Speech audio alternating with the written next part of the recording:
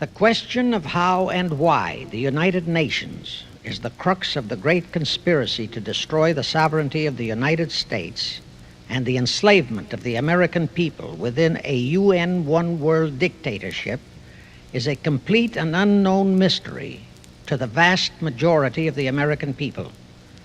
The reason for this unawareness of the frightening danger to our country and to the entire free world is simple. The masterminds behind this great conspiracy have absolute control of all of our mass communications media, especially television, the radio, the press, and Hollywood.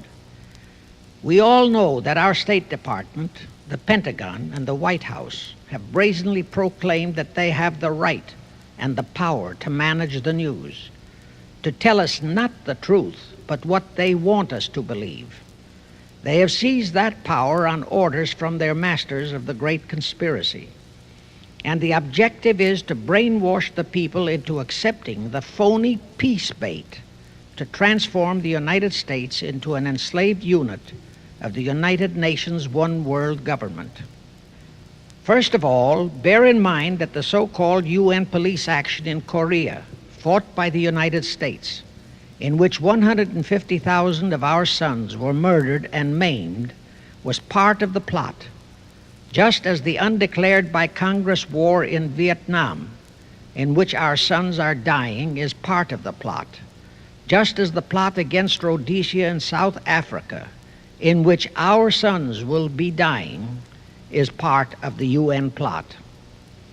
However, the vitally important thing for all Americans, all you mothers of the boys who died in Korea and are now dying in Vietnam, to know is that our so-called leaders in Washington, whom we elected to safeguard our nation and our Constitution, are the betrayers, and that behind them are a comparatively small group of men whose sole objective is to enslave the whole world of humanity in their satanic plot of one world government.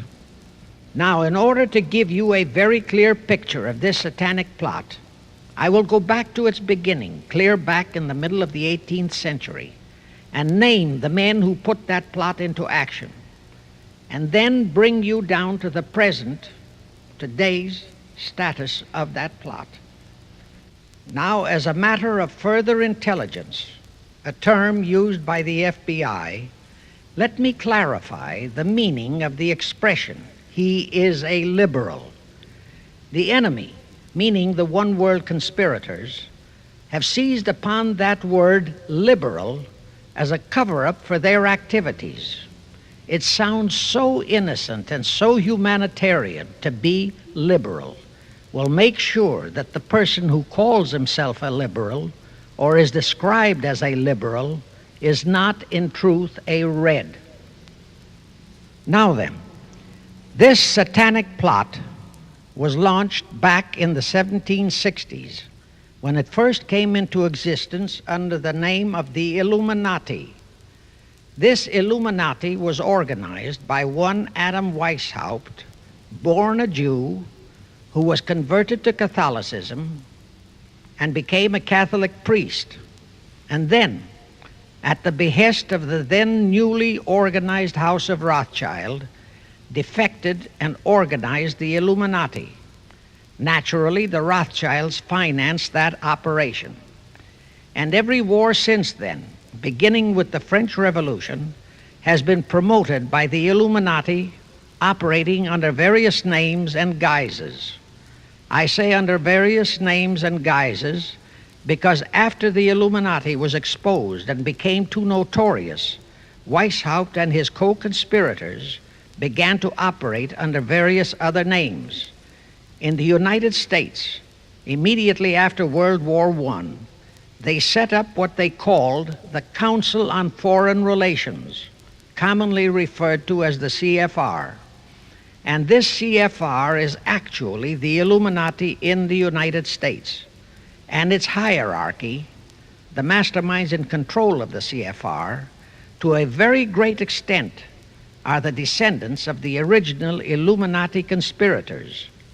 But to conceal that fact, Most of them changed their original family names to American-sounding names. For example, the true name of the Dillons, Clarence and Douglas Dillon, once Secretary of the U.S. Treasury Department, is Lepowski. I'll come back to all this later. There is a similar establishment of the Illuminati in England, operating under the name of the British Institute of International Affairs.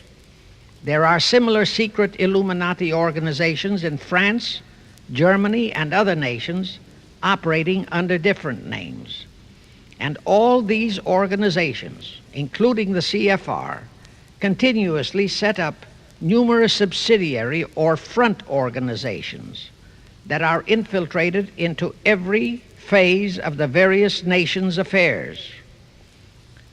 But at all times, the operations of these organizations were and are masterminded and controlled by the internationalist bankers, who in turn were and are controlled by the Rothschilds.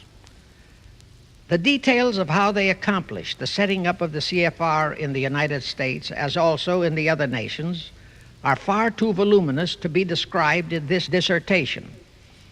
But you can find it complete in News Bulletin number 122, entitled UN is Spawn of the Illuminati, and News Bulletin number 123, entitled CFR Completely Unmasked as Illuminati. Both are published by the Cinema Educational Guild, Post Office Box 46205, Hollywood, California. You can get them for 50 cents per copy by writing to that address. Those news bulletins reveal the names of the original founders of the Illuminati and the Americanized names of their descendants in the present CFR. Now I'll go back to the activities of the original Illuminati conspirators. As revealed in News Bulletin number 122, one branch of the Rothschild family had financed Napoleon. Another branch of the Rothschilds, both branches the real masterminds of the Illuminati, financed Britain, Germany, and the other nations in the Napoleonic Wars. Immediately after the Napoleonic Wars, the Illuminati assumed that all the nations were so destitute and so weary of wars that they'd be glad for any solution.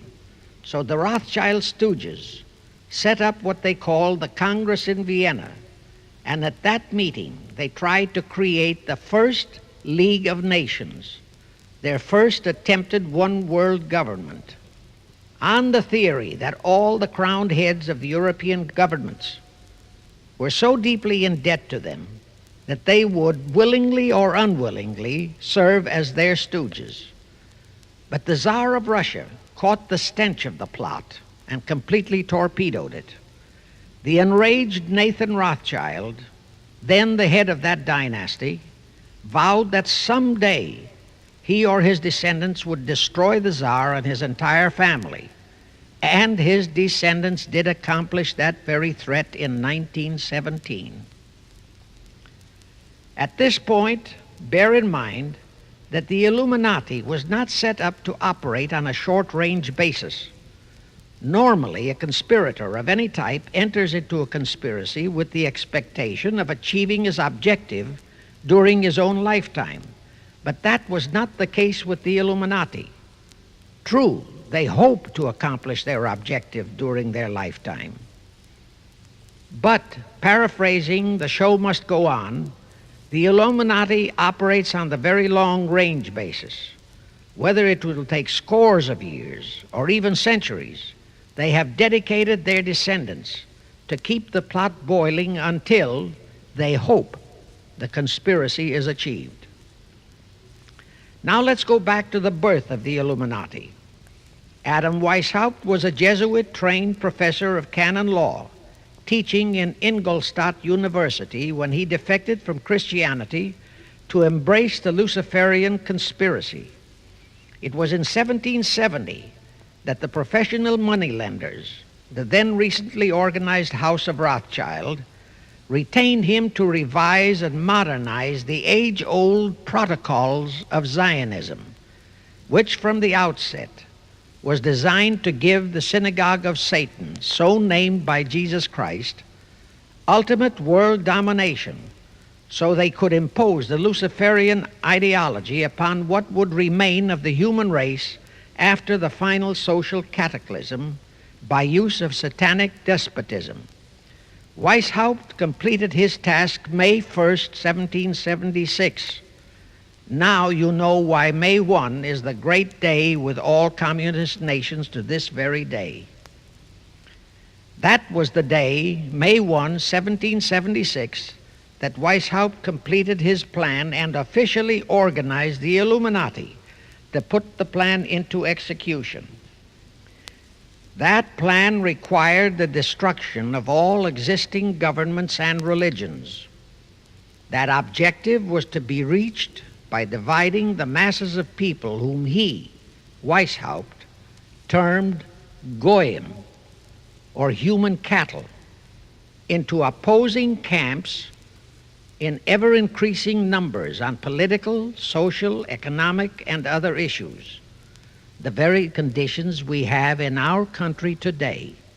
The opposing sides were then to be armed and incidents provided which would cause them to fight and weaken themselves and gradually destroy national governments and religious institutions. Again, I say, the very conditions in the world today. And at this point, let me stress a prime feature of the Illuminati plans. When and if their blueprint for world control, the protocols of the elders of Zion, is discovered and exposed, they would wipe all the Jews off the face of the earth in order to divert suspicions from themselves. If you think this is far-fetched, bear in mind that they permitted Hitler, a liberal socialist himself, who was financed by Krupp, Kennedy, the Warburgs, and the Rothschilds, to incinerate 600,000 Jews. Now, just why did the conspirators choose the word Illuminati for their satanic organization?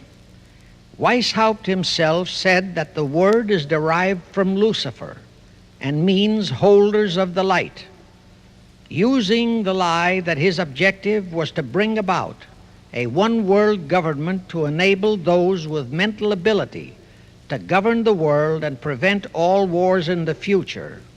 In short, using the word peace on earth as his bait, exactly as that same bait, peace, was used by the 1945 conspirators to foist the United Nations on us.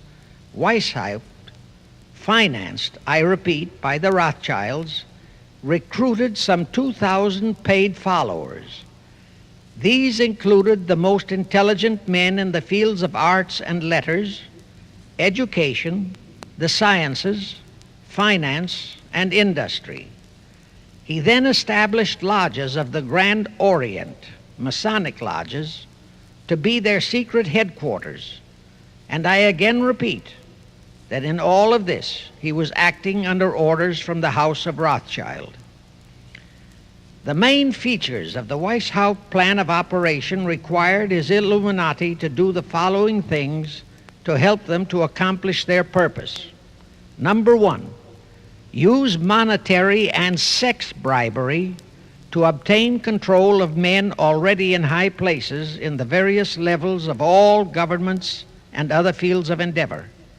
Once influential persons had fallen for the lies, deceits, and temptations of the Illuminati, they were to be held in bondage by application of political and other forms of blackmail, threats of financial ruin, public exposure and physical harm, even death, to themselves and loved members of their families.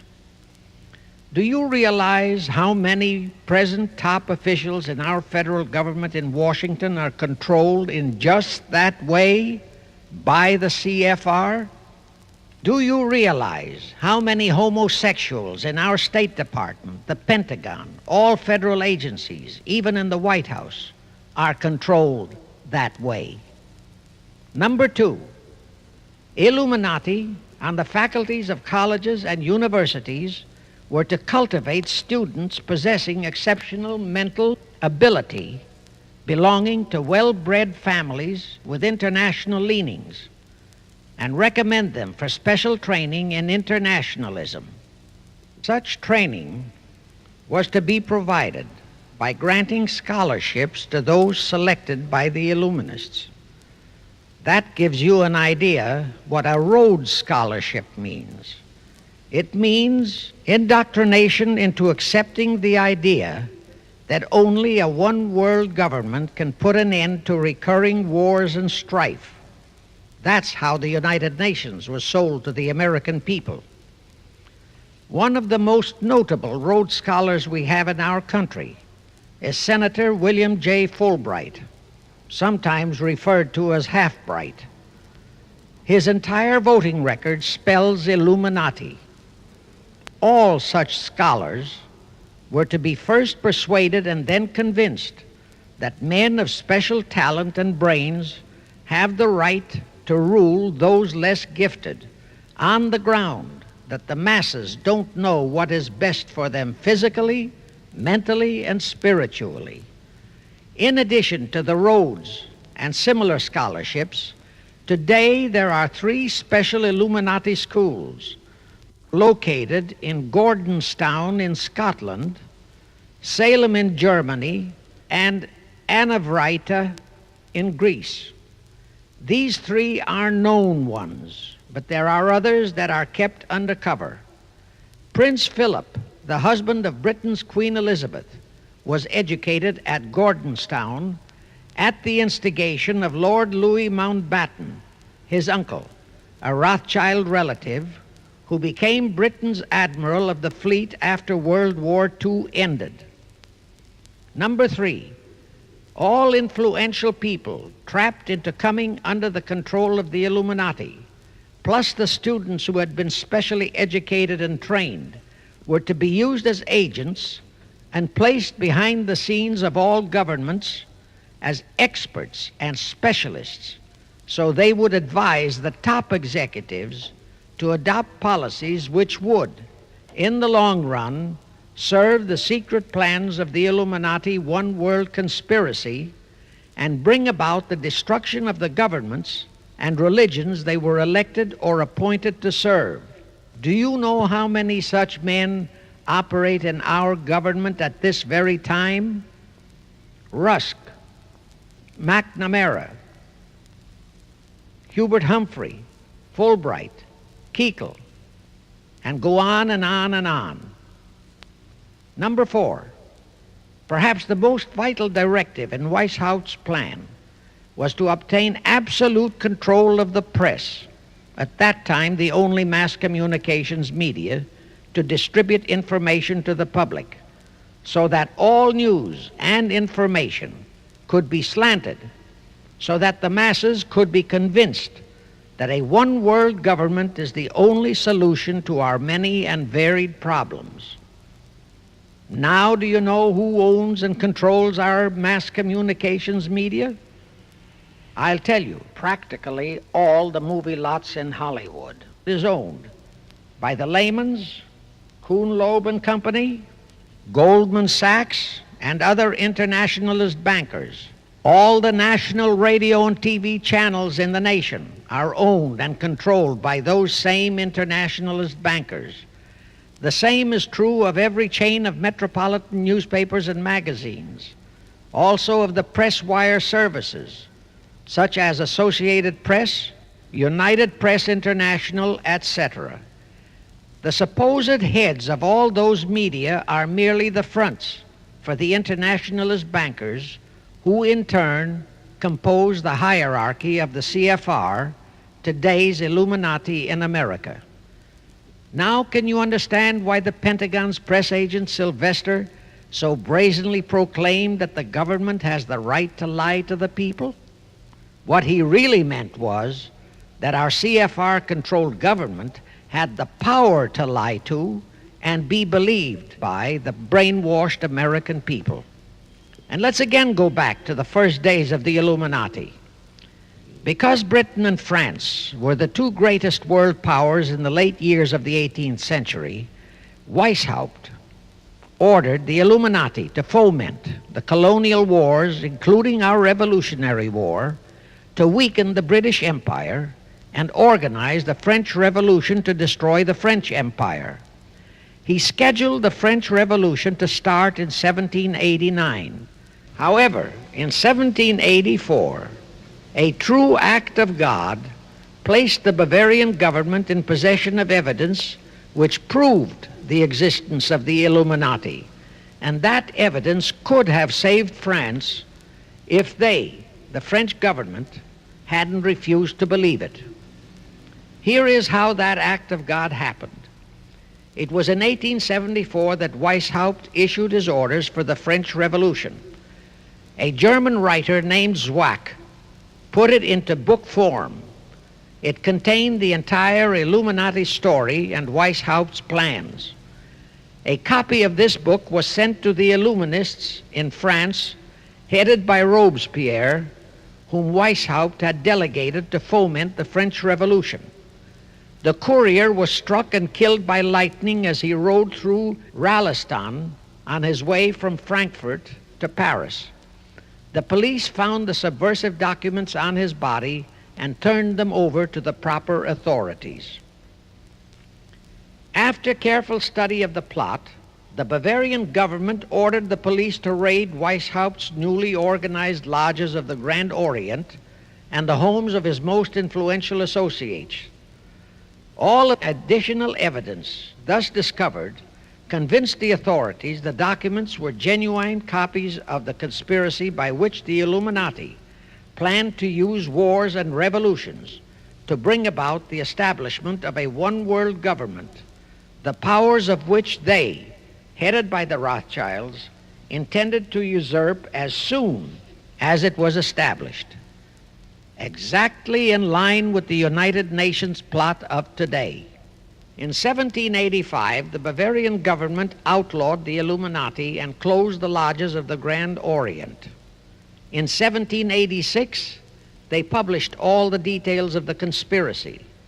The English title of that publication is The Original Writings of the Order and Sect of the Illuminati.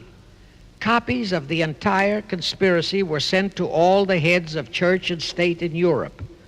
But the power of the Illuminati, which was actually the power of the Rothschilds, was so great that this warning was ignored. Nevertheless, Illuminati became a dirty word, and it went underground. At the same time, Weishaupt ordered Illuminists to infiltrate into the lodges of Blue Masonry and form their own secret societies within all secret societies. Only Masons who proved themselves internationalists and those whose conduct proved they had defected from God were initiated into the Illuminati. Thenceforth, the conspirators donned the cloak of philanthropy and humanitarianism to conceal their revolutionary and subversive activities. In order to infiltrate into Masonic lodges in Britain, Weishaupt invited John Robison over to Europe. Robison was a high-degree Mason in the Scottish Rite. He was a professor of natural philosophy at Edinburgh University and secretary of the Royal Society of Edinburgh. Robison did not fall for the lie that the objective of the Illuminati was to create a benevolent dictatorship, but he kept his reactions to himself so well that he was entrusted with a copy of Weishaupt's revised conspiracy for study and safekeeping. Anyway, because the heads of state and church in France were deluded into ignoring the warnings given them, the revolution broke out in 1789 as scheduled by Weishaupt. In order to alert other governments to their danger, in 1798 Robison published a book entitled Proof of a Conspiracy to Destroy All Governments and Religions. But his warnings were ignored, exactly as our American people have been ignoring all warnings about the United Nations and the Council on Foreign Relations, the CFR. Now here is something that will stun and very likely outrage many who hear this, but there is documentary proof that our own Thomas Jefferson and Alexander Hamilton became students of Weishaupt's. Jefferson was one of Weishaupt's strongest defenders when he was outlawed by his government.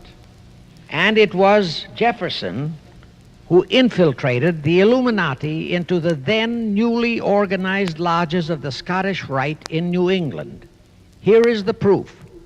In 1789, John Robeson warned all Masonic leaders in America that the Illuminati had infiltrated into their lodges.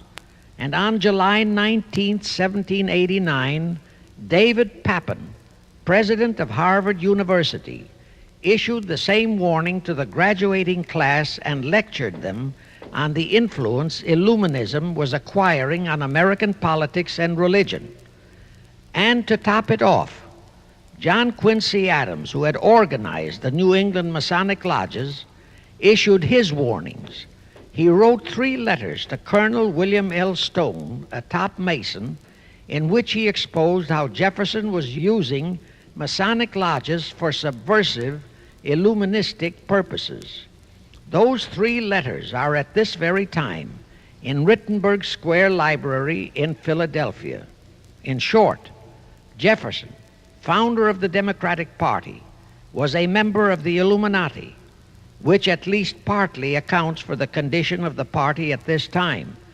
And through infiltrations of the Republican Party, we have exactly nothing of loyal Americanism today. That disastrous rebuff at the Congress in Vienna, created by the Tsar of Russia, did not by any means destroy the Illuminati conspiracy. It merely forced them to adopt a new strategy.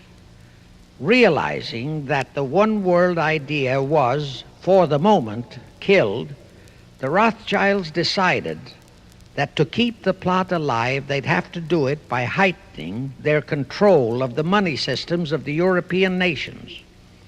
Earlier, by a ruse, the outcome of the Battle of Waterloo had been falsified. Rothschild had spread a story that Napoleon had won that battle. That had precipitated a terrific panic on the stock market in England. All stocks had plummeted down to practically zero, and Nathan Rothschild bought all the stocks for virtually a penny on its dollar values. That gave him complete control of the economy of Britain and virtually of all Europe.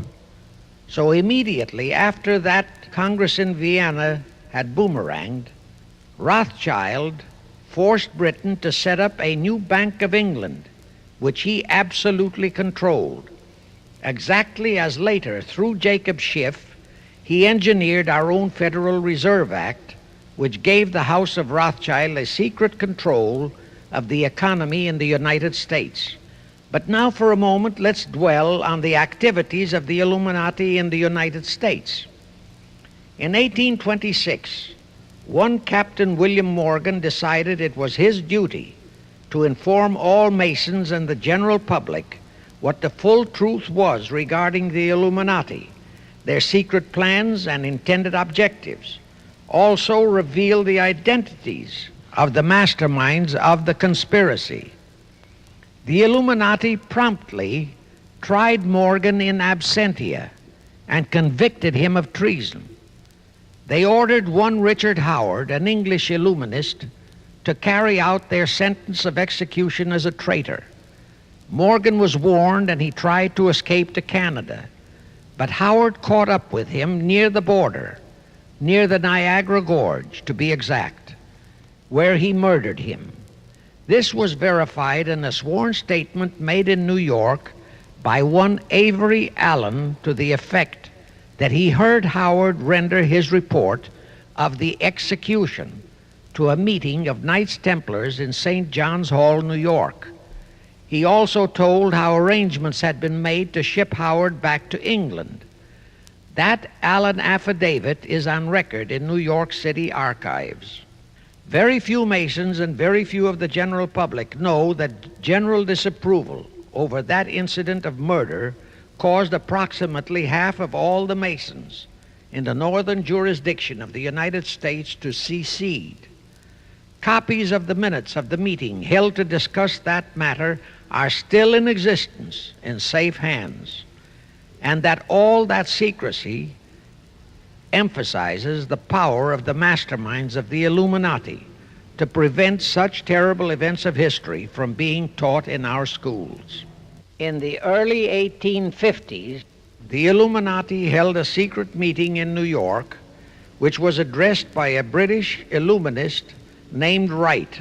Those in attendance were told that the Illuminati was organizing to unite the nihilist and atheist groups with all other subversive groups into an international to be known as communists. That was when the word communist first came into being, and it was intended to be the supreme weapon and scare word to terrify the whole world and drive the terrorized peoples into the Illuminati one world scheme. This scheme, communism, was to be used to enable the Illuminati to foment future wars and revolutions. Clinton Roosevelt, a direct ancestor of Franklin Roosevelt, Horace Greeley and Charles Dana, foremost newspaper publishers of that time, were appointed to head a committee to raise funds for the new venture. Of course, most of the funds were provided by the Rothschilds. And this fund was used to finance Karl Marx and Engels when they wrote Das Kapital and the Communist Manifesto in Soho, England. And this clearly reveals that communism is not a so-called ideology, but a secret weapon, a bogeyman word to serve the purpose of the Illuminati. Weishaupt died in 1830. But prior to his death, he prepared a revised version of the age-old conspiracy, the Illuminati, which, under various aliases, was to organize, finance, direct, and control all international organizations and groups by working their agents into executive positions at the top. In the United States, we have Woodrow Wilson, Franklin Roosevelt, Jack Kennedy, Johnson, Rusk, McNamara, Fulbright, etc., as prime examples.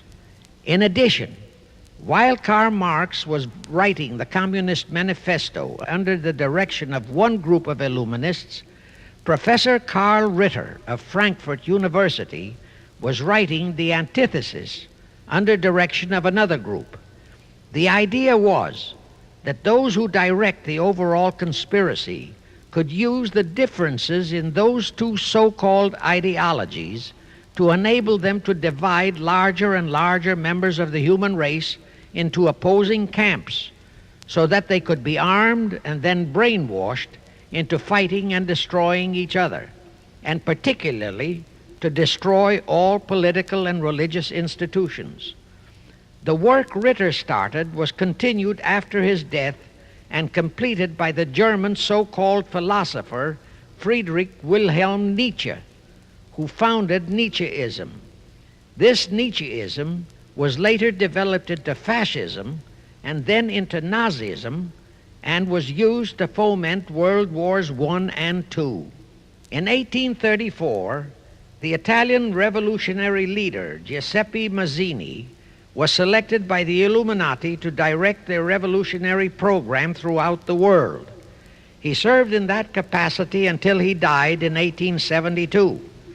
But some years before he died, Mazzini had enticed an American general named Albert Pike into the Illuminati.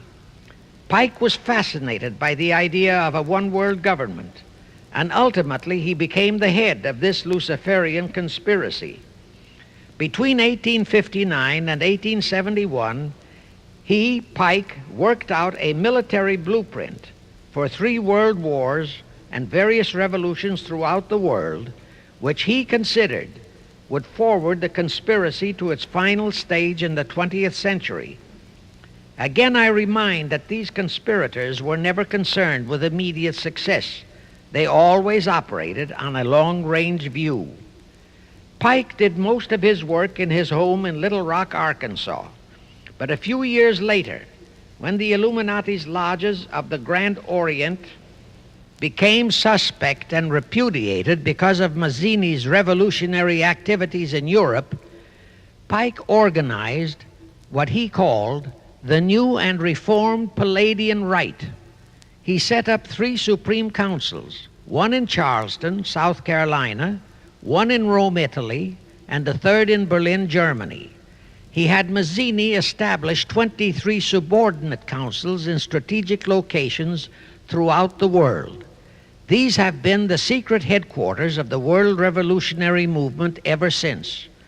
Long before Marconi invented radio, the scientists in the Illuminati had found the means for Pike and the heads of his councils to communicate secretly. It was the discovery of that secret that enabled intelligence officers to understand how apparently unrelated incidents, one such as the assassination of an Austrian prince at Sarajevo, took place simultaneously throughout the world, which developed into a war or a revolution. Pike's plan was as simple as it has proved effective. It called for communism, Nazism, political Zionism, and other international movements be organized and used to foment 3 global world wars and at least 2 major revolutions. The First World War was to be fought so as to enable the Illuminati to destroy Tsarism in Russia, as vowed by Rothschild after the Tsar had torpedoed his scheme at the Congress in Vienna, and to transform Russia into a stronghold of atheistic communism. The differences stirred up by agents of the Illuminati between the British and German empires were to be used to foment this war. After the war would be ended, communism was to be built up and used to destroy other governments and weaken religions. World War II, when and if necessary, was to be fomented by using the controversies between fascists and political Zionists. And here let it be noted that Hitler was financed by Krupp, the Warburgs, the Rothschilds, and other internationalist bankers, and that the slaughter of the supposed 600,000 Jews by Hitler didn't bother the Jewish internationalist bankers at all. That slaughter was necessary in order to create worldwide hatred of the German people and thus bring about the war against them. In short, this Second World War was to be fought to destroy Nazism and to increase the power of political Zionism so that the State of Israel could be established in Palestine. During this World War II, international communism was to be built up until it equaled in strength that of united Christendom. When it reached that point, it was to be contained and kept in check until required for the final social cataclysm. As we know now, Roosevelt, Churchill, and Stalin put that exact policy into effect, and Truman, Eisenhower, Kennedy, and Johnson continued that same exact policy. World War III is to be fomented by using the so-called controversies the agents of the Illuminati, operating under whatever new name, are now stirring up between the political Zionists and the leaders of the Muslim world. That war is to be directed in such a manner that all of Islam and political Zionism, Israel, will destroy each other, while at the same time the remaining nations, once more divided on this issue, will be forced to fight themselves into a state of complete exhaustion, physically, mentally, spiritually, and economically. Now, can any thinking person doubt that the intrigue now going on in the Near, Middle, and Far East is designed to accomplish that satanic objective?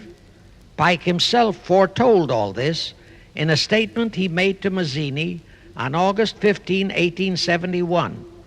Pike stated that after World War III is ended, those who will inspire to undisputed world domination will provoke the greatest social cataclysm the world has ever known. Quoting his own words, taken from the letter he wrote to Mazzini and which letter is now catalogued in the British Museum in London, England, he said, "We shall unleash the nihilists and the atheists, and we shall provoke a great social cataclysm which in all its horror will show clearly to all nations the effect of absolute atheism, the origin of savagery and of most bloody turmoil. Then everywhere the people, forced to defend themselves against the world minority of revolutionaries, will exterminate those destroyers of civilization, and the multitudes disillusioned with Christianity, whose deistic spirits will be from that moment on without direction and leadership, and anxious for an ideal but without knowledge where to send its adoration, will receive the true light through the universal manifestation of the pure doctrine of Lucifer, brought finally out into public view, a manifestation which will result from a general reactionary movement which will follow the destruction of Christianity and atheism, both conquered and exterminated at the same time." When Mazzini died in 1872, Pike made another Italian revolutionary leader named Adrian Lemmy his successor. Lemmy, in turn, was succeeded by Lenin and Trotsky, then by Stalin.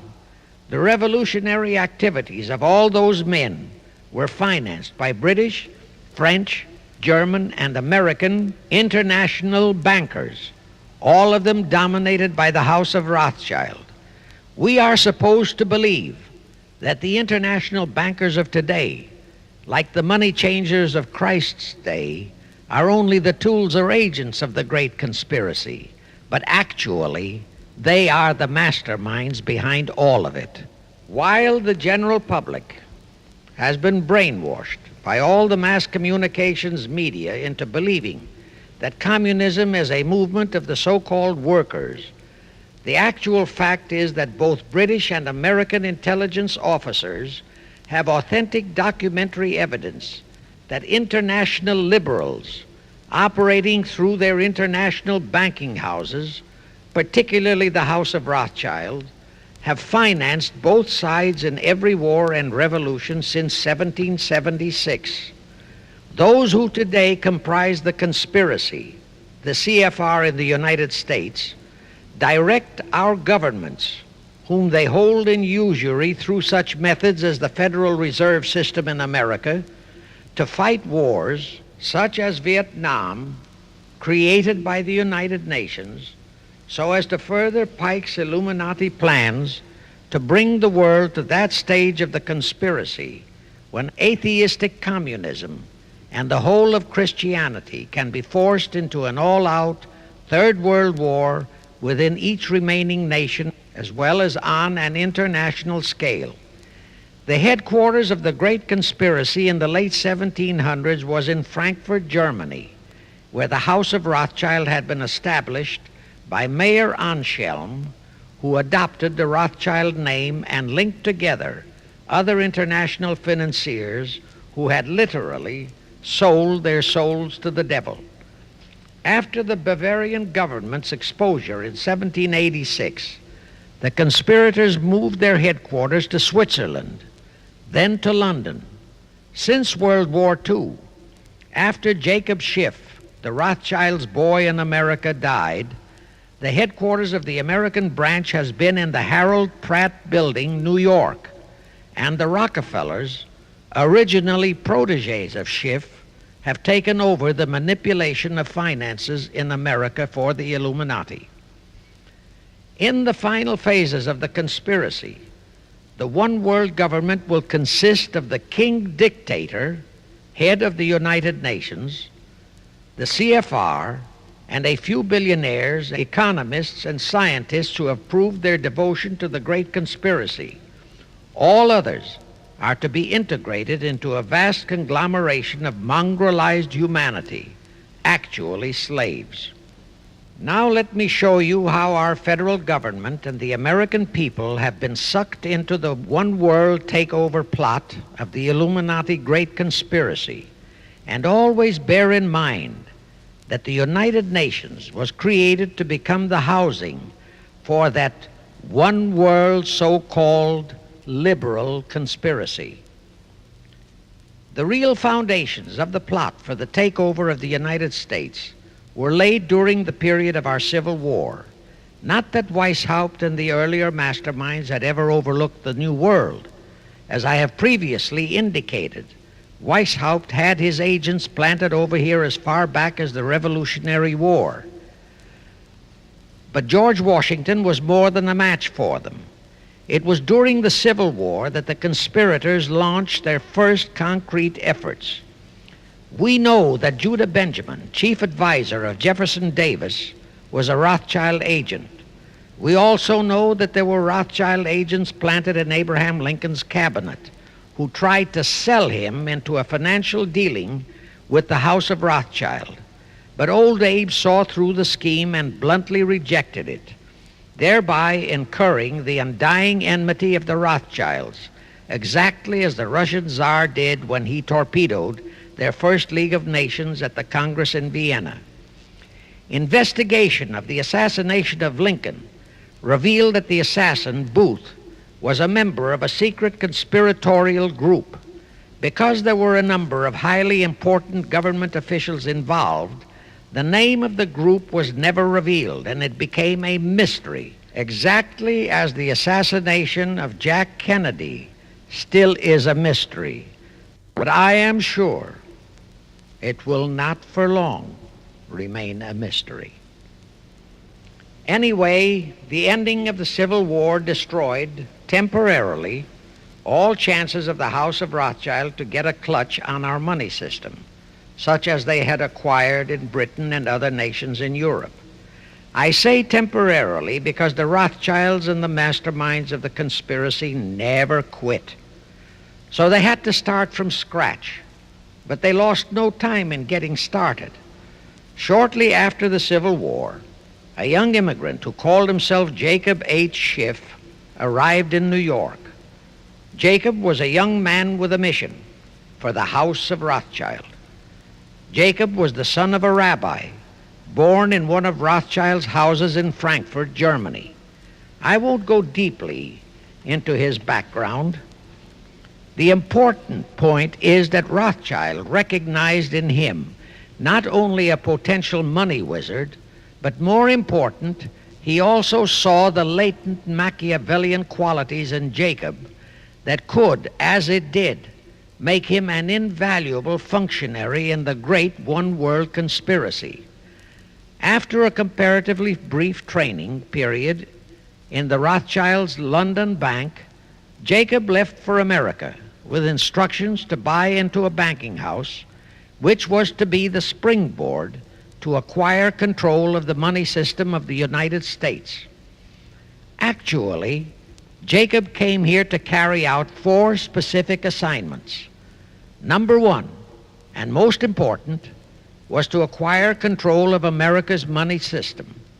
Number 2, find desirable men who, for a price, would be willing to serve as stooges for the great conspiracy and promote them into high places in our federal government, our Congress, in the U.S. Supreme Court, and all federal agencies. Number 3, create minority group strife throughout the nations, particularly between whites and blacks. Number 4, create a movement to destroy religion in the United States, but Christianity to be the chief target. Earlier, I stated that Jacob Schiff came to America with orders by Rothschild to carry out 4 specific directives. The first and most important one was to get control of the United States money system. Let's trace Schiff's step to accomplish that directive. As a first step, he had to buy into a banking house, but it had to be the kind of a house that he could absolutely control and mold for that primary objective of entrapping our U.S. money system.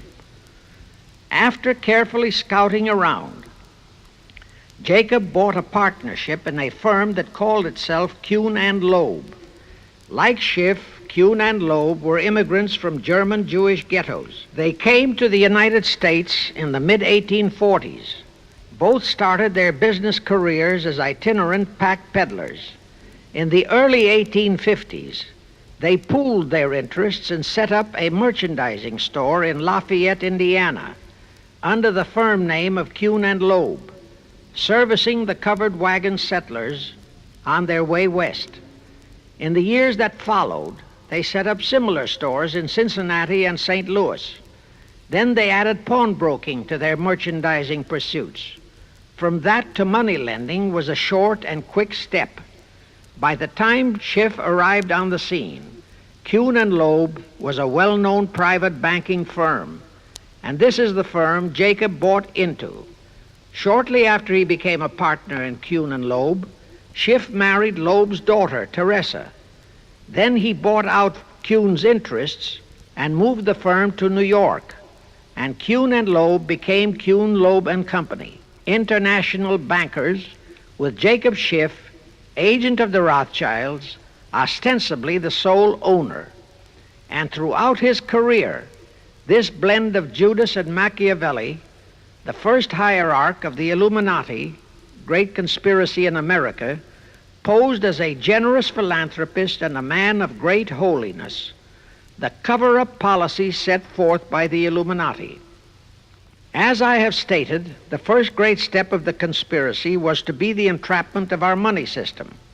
To achieve that objective, Schiff had to get full cooperation of the then big banker elements in America, and that was easier said than done. Even in those years, Wall Street was the heart of the American money mart, and J.P. Morgan was its dictator. Next in line were the Drexels and the Biddles in Philadelphia. All the other financiers, big and little, danced to the music of those three houses, but particularly to that of Morgan. All of those three were proud, haughty, arrogant potentates. For the first few years, they viewed the little bewhiskered man from the German ghettos with utter contempt. But Jacob knew how to overcome that. He threw a few Rothschild bones to them, said bones being distribution in America of desirable European stock and bond issues. Then he discovered he had a still more potent weapon in his hands in the following. It was in the decades following our Civil War that our industries began to burgeon. We had great railroads to build. The oil, mining, steel, textile industries were bursting out of their swaddling clothes. All that called for vast financing. Much of that financing had to come from abroad. That meant the House of Rothschild, and that was when Schiff came into his own. He played a very crafty game. He became the patron saint of John D. Rockefeller, Edward R. Harriman, and Andrew Carnegie. He financed the Standard Oil Company for Rocky, the railroad empire for Harriman, and the steel empire for Carnegie. But instead of hogging all the other industries for Kuhn, Loeb and Company, he opened the doors of the House of Rothschild to Morgan, Biddle, and Drexel. In turn, Rothschild arranged the setting up of London, Paris, European, and other branches for those three, but always in partnerships with Rothschild subordinates. And Rothschild made it very clear to all those men that Schiff was to be the boss in New York. Thus, at the turn of the century, Schiff had a tight control of the entire banking fraternity on Wall Street, which by then, with Schiff's help, included Lehman Brothers, Goldman Sachs, and other internationalist banks, headed by men chosen by the Rothschilds. In short, that meant control of the nation's money powers, and he was then ready for the giant step, the entrapment of our national money system. Now, under our Constitution, all control of our money system is vested solely in our Congress. Schiff's next important step was to seduce our Congress to betray that constitutional edict by surrendering that control to the hierarchy of the Illuminati's great conspiracy. In order to legalize that surrender and thus make the people powerless to resist it, it would be necessary to have Congress enact special legislation. To accomplish that, Schiff would have to infiltrate stooges into both houses of Congress, stooges powerful enough to railroad Congress into passing such legislation.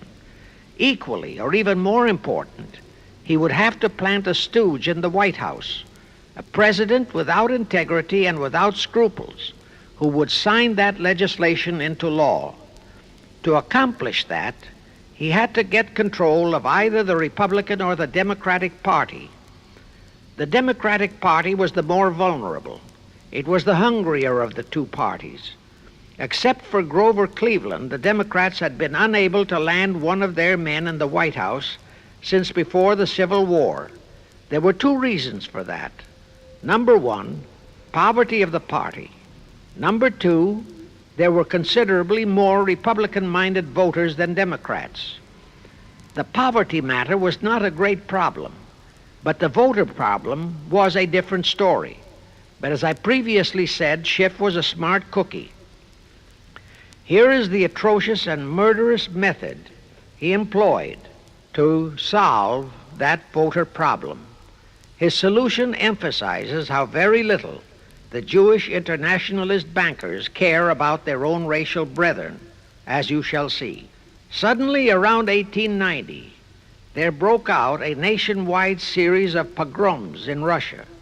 Many, many thousands of innocent Jews, men, women, and children, were slaughtered by the Cossacks and other peasants. Similar pogroms with similar slaughter of innocent Jews broke out in Poland, Romania, and Bulgaria. All those pogroms were fomented by Rothschild agents.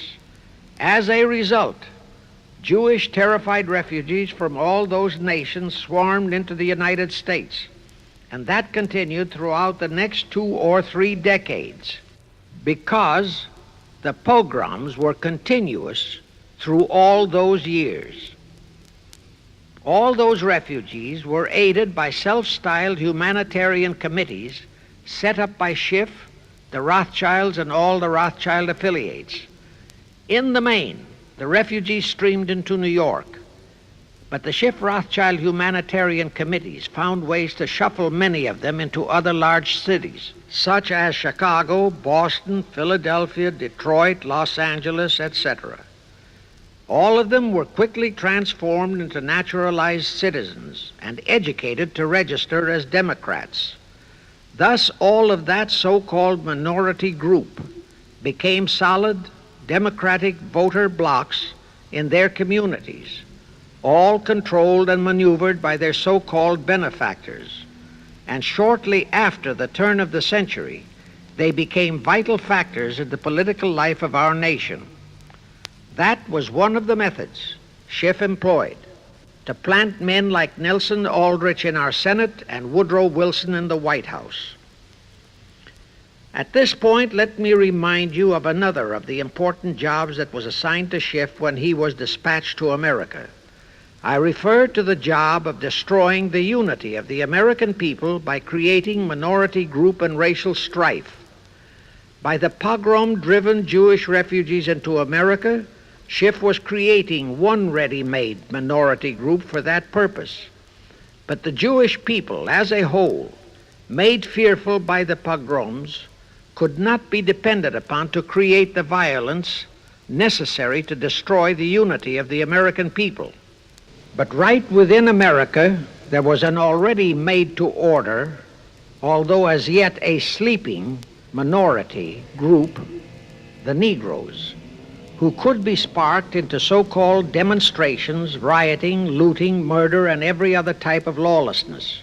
All that was necessary was to incite and arouse them. Together, those two minority groups, properly maneuvered, could be used to create exactly the kind of strife in America the Illuminati would need to accomplish their objective. Thus, at the same time that Schiff and his co-conspirators were laying their plans for the entrapment of our money system, they were also perfecting plans to hit the unsuspecting American people with an explosive and terrifying racial upheaval that would tear the people into hate fractions and create chaos throughout the nation, especially on all college and university campuses. all protected by Earl Warren decisions and our so-called leaders in Washington. Of course, perfecting those plans required time and infinitely patient organizing. Now, to remove all doubts, I'll take a few moments to give you documentary proof of this racial strife plot. First of all, they had to create leaderships and organizations to draw in millions of dupes, both Jewish and Negroes, who would do the demonstrating and commit the rioting, looting, and lawlessness. So in 1909, Schiff, the Laymans, and other conspirators organized and set up the National Association for the Advancement of the Colored People, known as the NAACP. The presidents, directors, and legal counsels of the NAACP were always white men, Jews appointed by Schiff. And this is the case to this very day. Then, in 1913, the Schiff Group organized the Anti-Defamation League of the B'nai B'rith, commonly known as the ADL, to serve as the Gestapo and hatchet man outfit for the entire great conspiracy. Today, this sinister ADL maintains over 2,000 agencies in all parts of the country, and they advise and completely control every action of the NAACP, CORE, of the Urban League, of all the other so-called Negro civil rights organizations throughout the nation, including such leaders as Martin Lucifer King, Stokely Carmichael, Bayard Rustin, and others of that ilk. In addition, the ADL acquired absolute control of the advertising budgets of many department stores, hotel chains, and TV and radio industrialist sponsors, also advertising agencies, in order to control practically all the mass communications media and force every loyal newspaper to slant and falsify the news, and to further incite and at the same time create sympathy for the lawlessness and violence of the Negro mobs. Here is documentary proof of the beginning of their deliberate plot to foment the Negroes into all their lawlessness. Around 1910, one Israel Zangwill wrote a play entitled The Melting Pot. It was sheer propaganda to incite the Negroes and Jews, because the play purportedly visualized how the American people were discriminating against and persecuting Jews and Negroes. At that time, nobody seemed to realize that it was a propaganda play. It was that cleverly written. The propaganda was well wrapped up in the truly great entertainment in the play, and it was a big Broadway hit. Now, in those years, the legendary diamond Jim Brady used to throw a banquet at the famous Delmonico restaurant in New York after the opening performance of a popular play. He threw such a party for the cast of The Melting Pot, its author, producer, and chosen Broadway celebrities. By then, I'd already made a personal mark on the Broadway theater and was invited to that party. There I met George Bernard Shaw and a Jewish writer named Israel Cohen. Zangwill, Shaw, and Cohen were the triumvirate who created the Fabian Society in England, and had worked closely with a Frankfurt Jew named Mordecai, who had changed his name to Karl Marx. But remember, at that time, both Marxism and communism were just emerging, and nobody paid much attention to either, and nobody suspected the propaganda in the writings of those three really brilliant writers. At that banquet, Israel Cohen told me he was then engaged in writing a book which was to be a follow-up on Zangwill's The Melting Pot. The title of his book was to be A Racial Program for the 20th Century. At that time, I was completely absorbed by my work as a playwright, and significant as that title was, its real objective never dawned on me, nor was I interested in reading the book. But it suddenly hit me with the force of a hydrogen bomb when I received a newspaper clipping of an item published by the Washington, D.C. Evening Star in May 1957. That item was a verbatim reprint of the following excerpt in Israel Cohen's book, A Racial Program for the 20th Century, and it reads, as I quote, "We must realize that our party's most powerful weapon is racial tension. By propounding into the consciousness of the dark races that for centuries they have been oppressed by the whites, we can mold them to the program of the Communist Party. In America, we will aim for subtle victory. While inflaming the Negro minority against the whites, we will instill in the whites a guilt complex for their exploitation of the Negroes. We will aid the Negroes to rise to prominence in every walk of life, in the professions and in the world of sports and entertainment. With this prestige, the Negro will be able to intermarry with the whites and begin a process which will deliver America to our cause." That same excerpt was entered into the Congressional Record of June 7, 1957 by Representative Thomas G. Abernathy. Thus the authenticity of that passage in Cohen's book was fully established.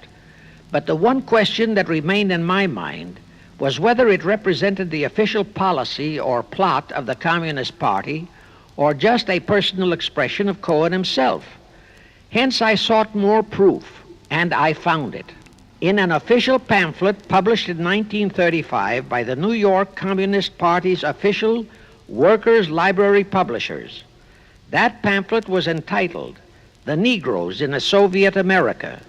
It urged the Negroes to rise up, form a Soviet state in the South, and apply for admission to the Soviet Union. It contained a firm pledge that the revolt would be supported by all American Reds and all so-called liberals. On page 38, it promised that a Soviet government would confer greater benefits to Negroes than to whites. And again, this official communist pamphlet pledged that, I quote, "Any act of discrimination or prejudice against a Negro will become a crime under the revolutionary law," unquote. That statement proved that the excerpt in Israel Cohen's book, published in 1913, was an official edict of the Communist Party and directly in line with the Illuminati blueprint for world revolution issued by Weishaupt and later by Albert Pike. Now there's only one question, and that is to prove that the communist regime is directly controlled by the American Jacob Schiff and London Rothschild masterminds of the Great Conspiracy. A little later, I will provide that proof that will remove even a remote doubt that the Communist Party, as we know it, was created by those masterminds, capitalists, if you will note, that Schiff, the Warburgs, and the Rothschilds planned and financed the entire Russian Revolution, also the murder of the Tsar and his family, and that Lenin, Trotsky, and Stalin took their orders directly from Schiff and the other capitalists whom they supposedly are fighting. Now can you see why the vile Earl Warren and his equally vile co-Supreme Court justices issued that infamous and treasonous desegregation decision in 1954? It was to aid and abet the plot of the Illuminati conspirators to create tension and strife between Negroes and whites. Can you see why the same Earl Warren issued his decision prohibiting Christian prayers and Christmas carols in our schools? It was done to destroy Christianity. Can you see why Eisenhower, despite all the rigid constitutional prohibitions, sent federal troops into a southern state to enforce the desegregation decision? Why Kennedy did likewise? And can you see why Johnson and 66 senators, despite the protests of 90% of the American people, voted for the Consular Treaty, which opens our entire country to Russian spies and saboteurs? All those 66 senators are 20th century Benedict Arnolds. It is up to you and you, all of the American people, to force Congress, our elected servants, to haul in those American traitors for impeachments, and that when proven guilty, they all be given the punishment prescribed for traitors who aid and abet our enemies. And that includes the forcing of rigid investigations by Congress of the CFR and all their fronts, such as the ADL, the NAACP, SNCC, and such Illuminati tools as Martin Lucifer King. Such investigations will completely unmask all the leaders in Washington and the Illuminati and all their affiliations and affiliates as traitors carrying out the Illuminati plot. It will completely unmask the United Nations as the intended crux of the entire plot and force Congress to take the U.S. out of the UN and hurl the UN out of the U.S. In fact, it will destroy the UN and the entire plot. Before I close this phase, I wish to reiterate and stress one vital point, which I urge you to never forget if you wish to save our country for your children and their children. Here is the point.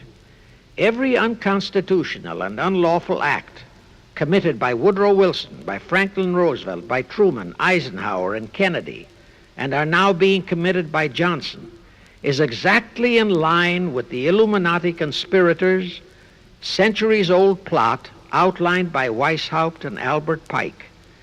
Every vicious decision issued by the traitorous Earl Warren and his equally traitorous Supreme Court justices was directly in line with what the Illuminati blueprint required. That all the treason committed by our State Department under Rusk and earlier by John Foster Dulles and Marshall, also all the treason committed by McNamara and his predecessors, is directly in line with that same Illuminati blueprint for the takeover of the world.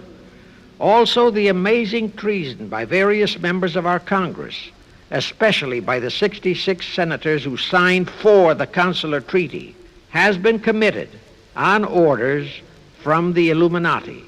Now I will go back to Jacob Schiff's entrapment of our money system and the treasonous actions that followed.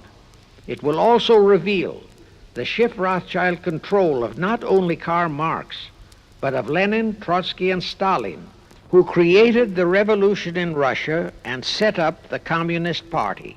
It was in 1908 that Schiff decided the time had come for his seizure of our money system.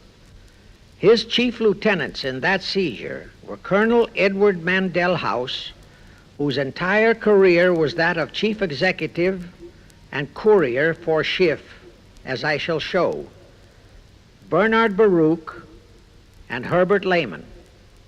In the fall of that year, they assembled in secret conclave at the Jekyll Island Hunt Club, owned by J.P. Morgan at Jekyll Island, Georgia. Among those present were J.P. Morgan, John D. Rockefeller, Colonel House, Senator Nelson Aldrich, Schiff, Stillman and Vanderlip of the New York National City Bank, W. and J. Seligman, Eugene Meyer, Bernard Baruch, Herbert Lehman, Paul Warburg, in short, all of the international bankers in America, all of them members of the hierarchy of the Illuminati's great conspiracy. A week later, they emerged with what they called the Federal Reserve System.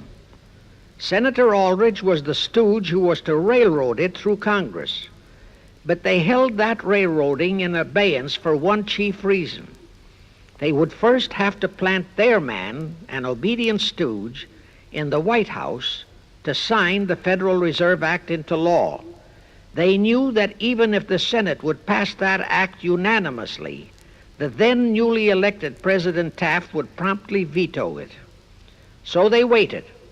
In 1912, their man, Woodrow Wilson, was elected to the presidency. Immediately after Wilson was inaugurated, Senator Aldrich railroaded the Federal Reserve Act through both houses of Congress, and Wilson promptly signed it, and the Federal Reserve Act became law. That heinous act of treason was committed in December 23, 1913, 2 days before Christmas, when all the members of Congress, except for several carefully picked representatives and 3 equally carefully picked senators, were away from Washington. How heinously treasonous was that act? I'll tell you. Our founding fathers knew full well the power of money. They knew that whoever had that power held the destiny of our nation in his hands. Therefore, they carefully guarded this power when they set forth in the Constitution that Congress, the elected representatives of the people, alone would have that power. The constitutional language on this point is brief, concise, and specific, stated in Article 1, Section 8, Paragraph 5, defining the duties and powers of Congress, and I quote, "To coin money, regulate the value thereof, and of foreign coin, and the standard of weights and measures," unquote. But on that tragic, unforgettable day of infamy, December 23, 1913, the men we sent to Washington to safeguard our interests, the representatives and senators and Woodrow Wilson, delivered the destiny of our nation into the hands of two aliens from Eastern Europe, Jacob Schiff and Paul Warburg. Warburg was a very recent immigrant who came here on orders from Rothschild for the express purpose of blueprinting that foul Federal Reserve Act. Now, the vast majority of the American people think that the Federal Reserve System is a United States government-owned agency. That is positively false. All of the stock of the Federal Reserve banks is owned by the member banks, and the heads of the member banks are all members of the hierarchy of the great Illuminati conspiracy known today as the CFR. The details of that act of treason in which many traitorous so-called Americans participated are far too long for this recording, but all those details are available in a book entitled The Federal Reserve Conspiracy, written by Eustace Mullins. In that book, Mullins tells the entire horrifying story and backs it up with unquestionable documentations. Aside from it being a truly fascinating and shocking story of that great betrayal, every American should read it as a matter of vital intelligence for the time when the whole American people will finally come awake and smash the entire conspiracy. And with God's help, that awakening will surely come. You can get a copy of that book from the publishers, the Christian Educational Association, 530 Chestnut Street, Union, New Jersey.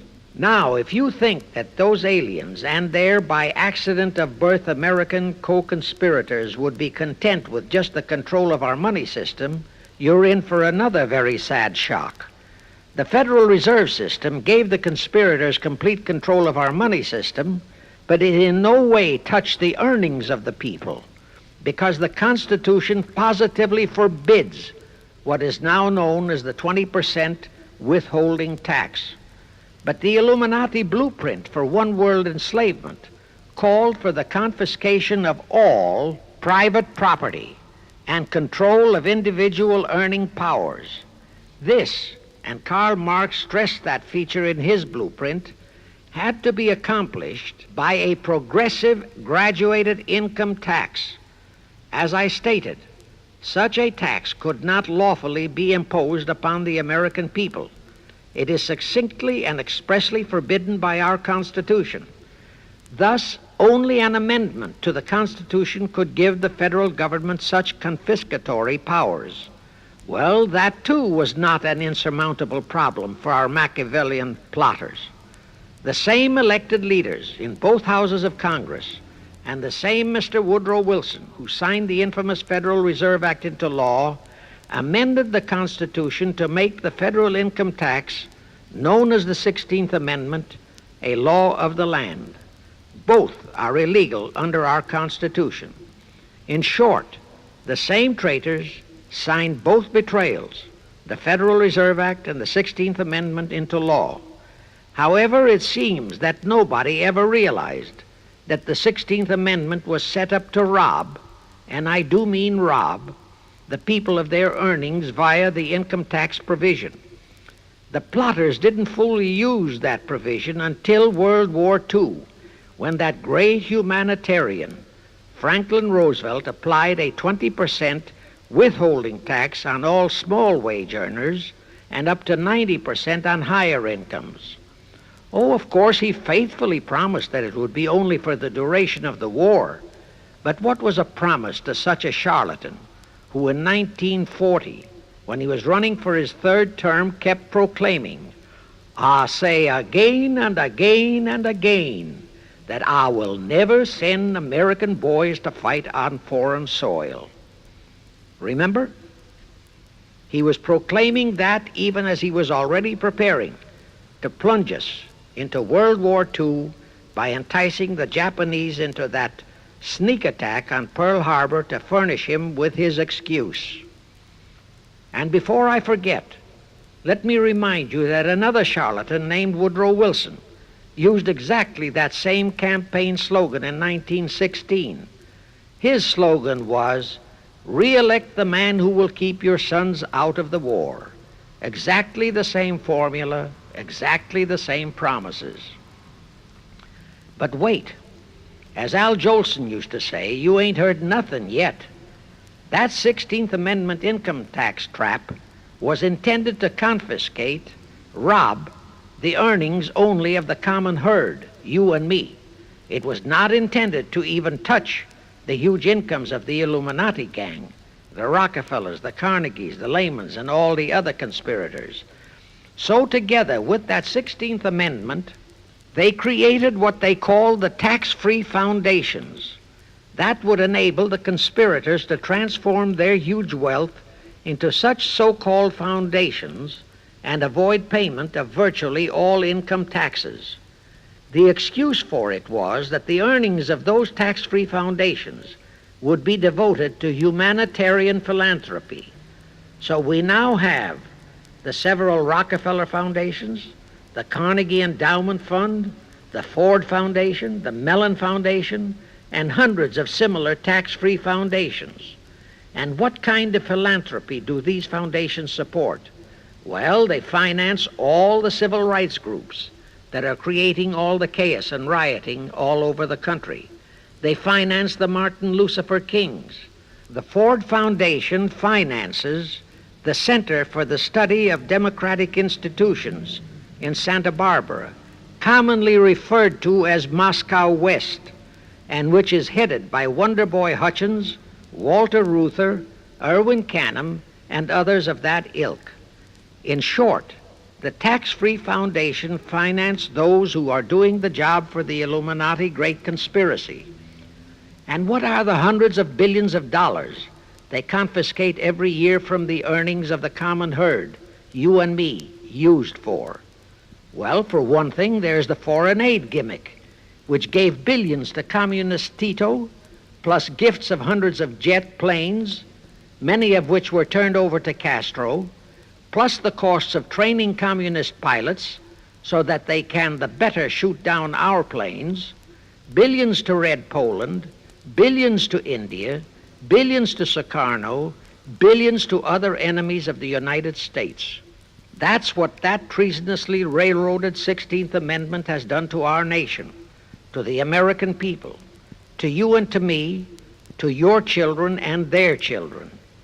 Our CFR Illuminati-controlled federal government can grant tax-free status to all foundations and pro-red one-world outfits, such as the Fund for the Republic. But if you, or a patriotic pro-organization, is too outspokenly pro-American, they can terrify and intimidate you by finding a misplaced comma in your income tax report and by threatening you with penalties, fines, and even prison. Future historians will wonder how the American people could have been so naive and stupid as to have permitted such audaciously brazen acts of treason as the Federal Reserve Act and the 16th Amendment. Well, they were not naive and they were not stupid. The answer is they trusted the men they elected to safeguard our country and our people, and they just didn't have even an inkling about either betrayal until after each one had been accomplished. It was the Illuminati-controlled mass communications media that kept and is keeping our people naive and stupid and unaware of the treason being committed. Now the great question is, when will the people wake up and do to our traitors of today what George Washington and our founding fathers would have done to Benedict Arnold? Actually, Benedict Arnold was a petty traitor compared to our present traitors in Washington. Now let's go back to the events that followed the rape of our Constitution by the passage of the Federal Reserve Act of the 16th Amendment. With Wilson completely under their control, the masterminds of the great conspiracy put in motion their next and what they hoped would be their final steps to achieve their one world government. The first of those steps was to be World War I. Why war? Simple. The only excuse for a one world government is that it will supposedly ensure peace. The only thing that can make people cry for peace is war. War brings chaos, destruction, exhaustion, to winner as well as to loser. It brings economic ruin to both.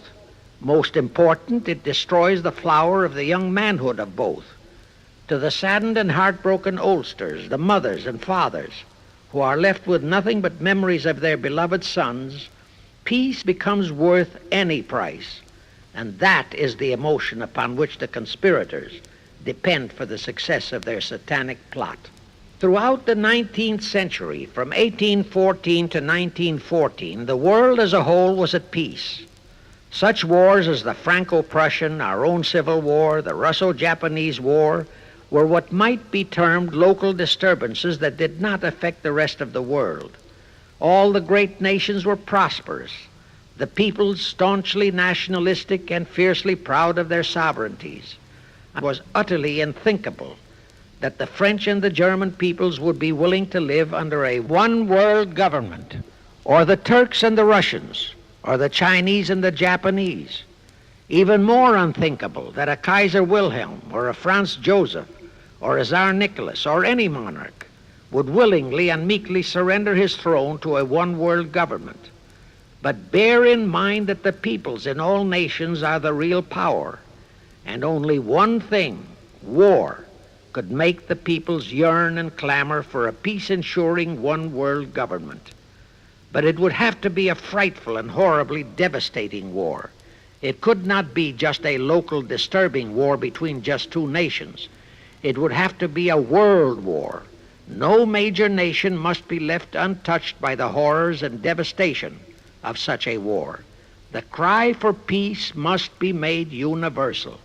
Actually, that was the format set by the Illuminati and Nathan Rothschild at the turn of the 19th century. They first maneuvered all of Europe into the Napoleonic Wars. Then the Congress in Vienna, which they, and particularly Rothschild, planned to transform into a League of Nations, which was to have been the housing for their one-world government, exactly as the present United Nations was set up to be the housing for the forthcoming, God forbid, one-world government. Anyway, that was the format the House of Rothschild and Jacob Schiff decided to employ to achieve their objective in 1914. Of course, they knew that that same format had failed in 1814, but they theorized that was only because the Tsar of Russia had torpedoed that scheme. Well, the present 1914 conspirators would eliminate that 1814 fly in the ointment. They'd make sure that after the New World War, they were conspiring, there'd be no Tsar of Russia around to throw monkey wrenches into the machinery. I won't go into how they accomplished this first step to launch a world war. History records that World War I was precipitated by a trivial incident, the kind of incident both Weishaupt and Albert Pike had incorporated in their blueprints. That incident was the assassination of an Austrian archduke, arranged by the Illuminati masterminds. The war followed. It involved Germany, Austria-Hungary, and their allies, so-called the Axis powers, against France, Britain, and Russia, called the Allies. Only the United States was not involved during the first 2 years. By 1917, the conspirators had achieved their primary objective. All of Europe was in a state of destitution. All the peoples were war-weary and crying for peace. And the outcome, too, was all set. It was to come as soon as the United States would be hurled in on the side of the Allies. And that was all set to happen immediately after Wilson's re-election. After that, there could be only one outcome: complete victory for the Allies. To fully confirm my statement that long before 1917, the conspiracy headed in America by Jacob Schiff had it all set to hurl the United States into that war, I will cite the proof. When Wilson was campaigning for re-election in 1916, his chief appeal was, "Re-elect the man who will keep your sons out of the war." But during that same campaign, the Republican Party publicly charged that Wilson had long committed himself to throw us into the war. They charged that if he would be defeated, he would accomplish that act during his few remaining months in office. But if re-elected, he would hold off until after re-election.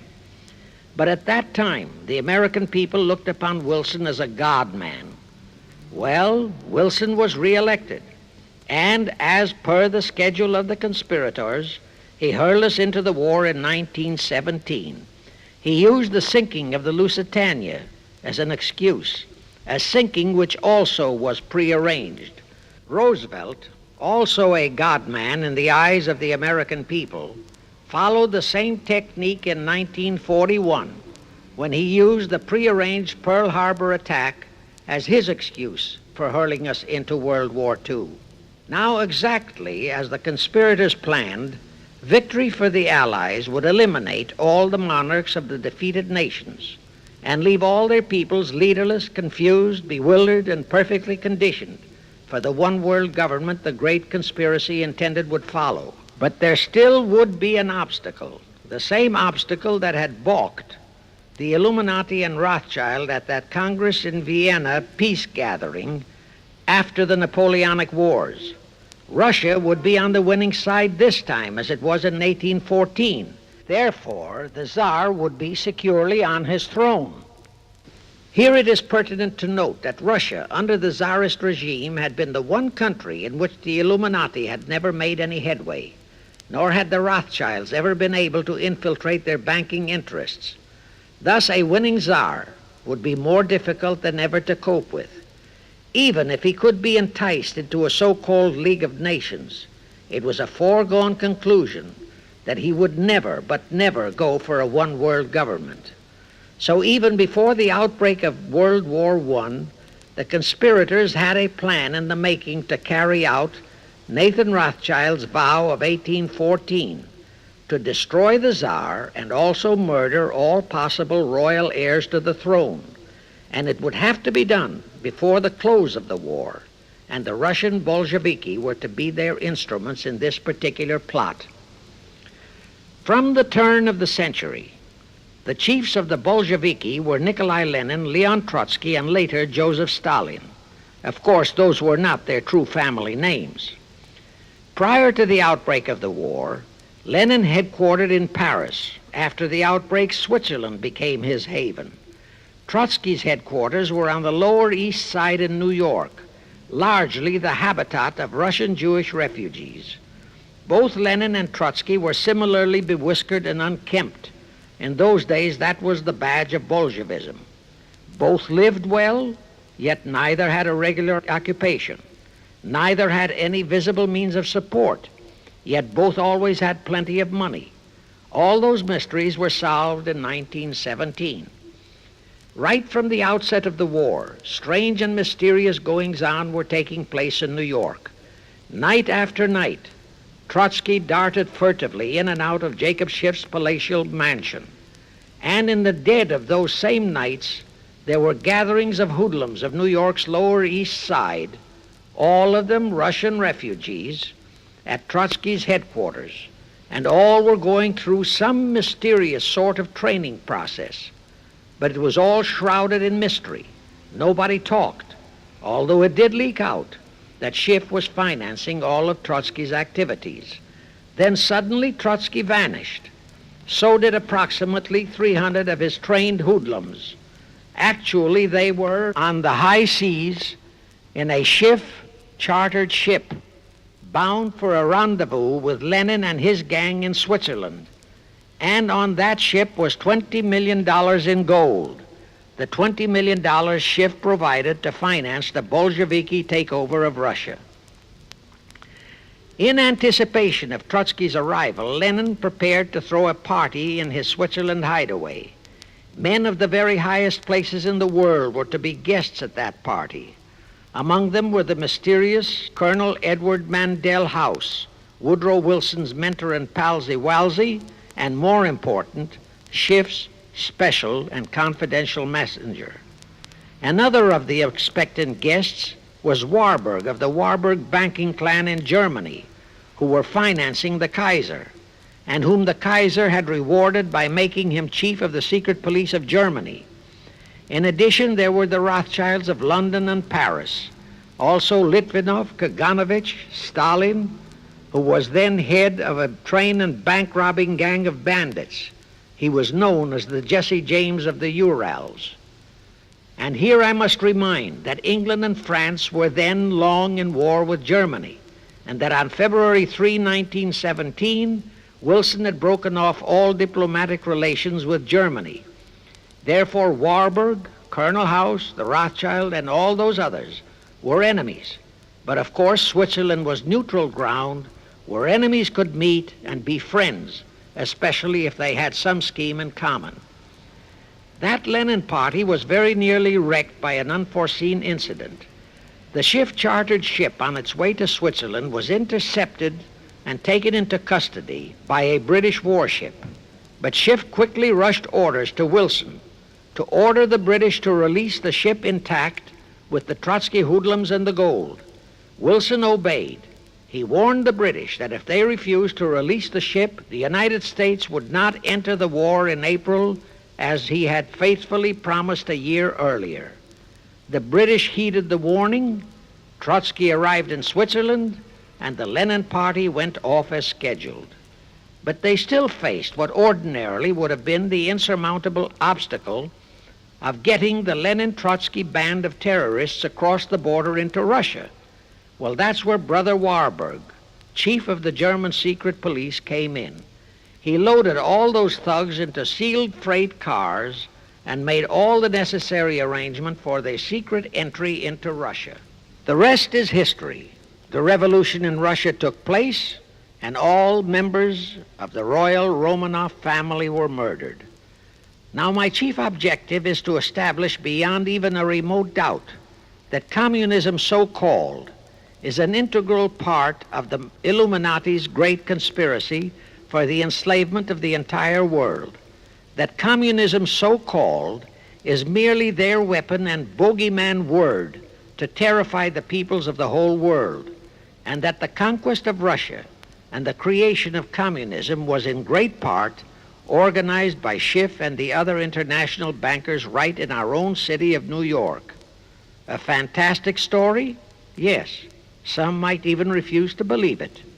Well, for the benefit of any doubting Thomas, I will prove it by reminding that just a few years ago, Charlie Knickerbocker, a Hearst newspaper columnist, published an interview with John Schiff, grandson of Jacob, in which young Schiff confirmed the entire story and named the figure old Jacob contributed, $20 million. If anybody still has even a remote doubt that the entire menace of communism was created by the masterminds of the great conspiracy right in our own city of New York, I will cite the following historical fact. All records show that when Lenin and Trotsky engineered the capture of Russia, they operated as heads of the Bolsheviki party.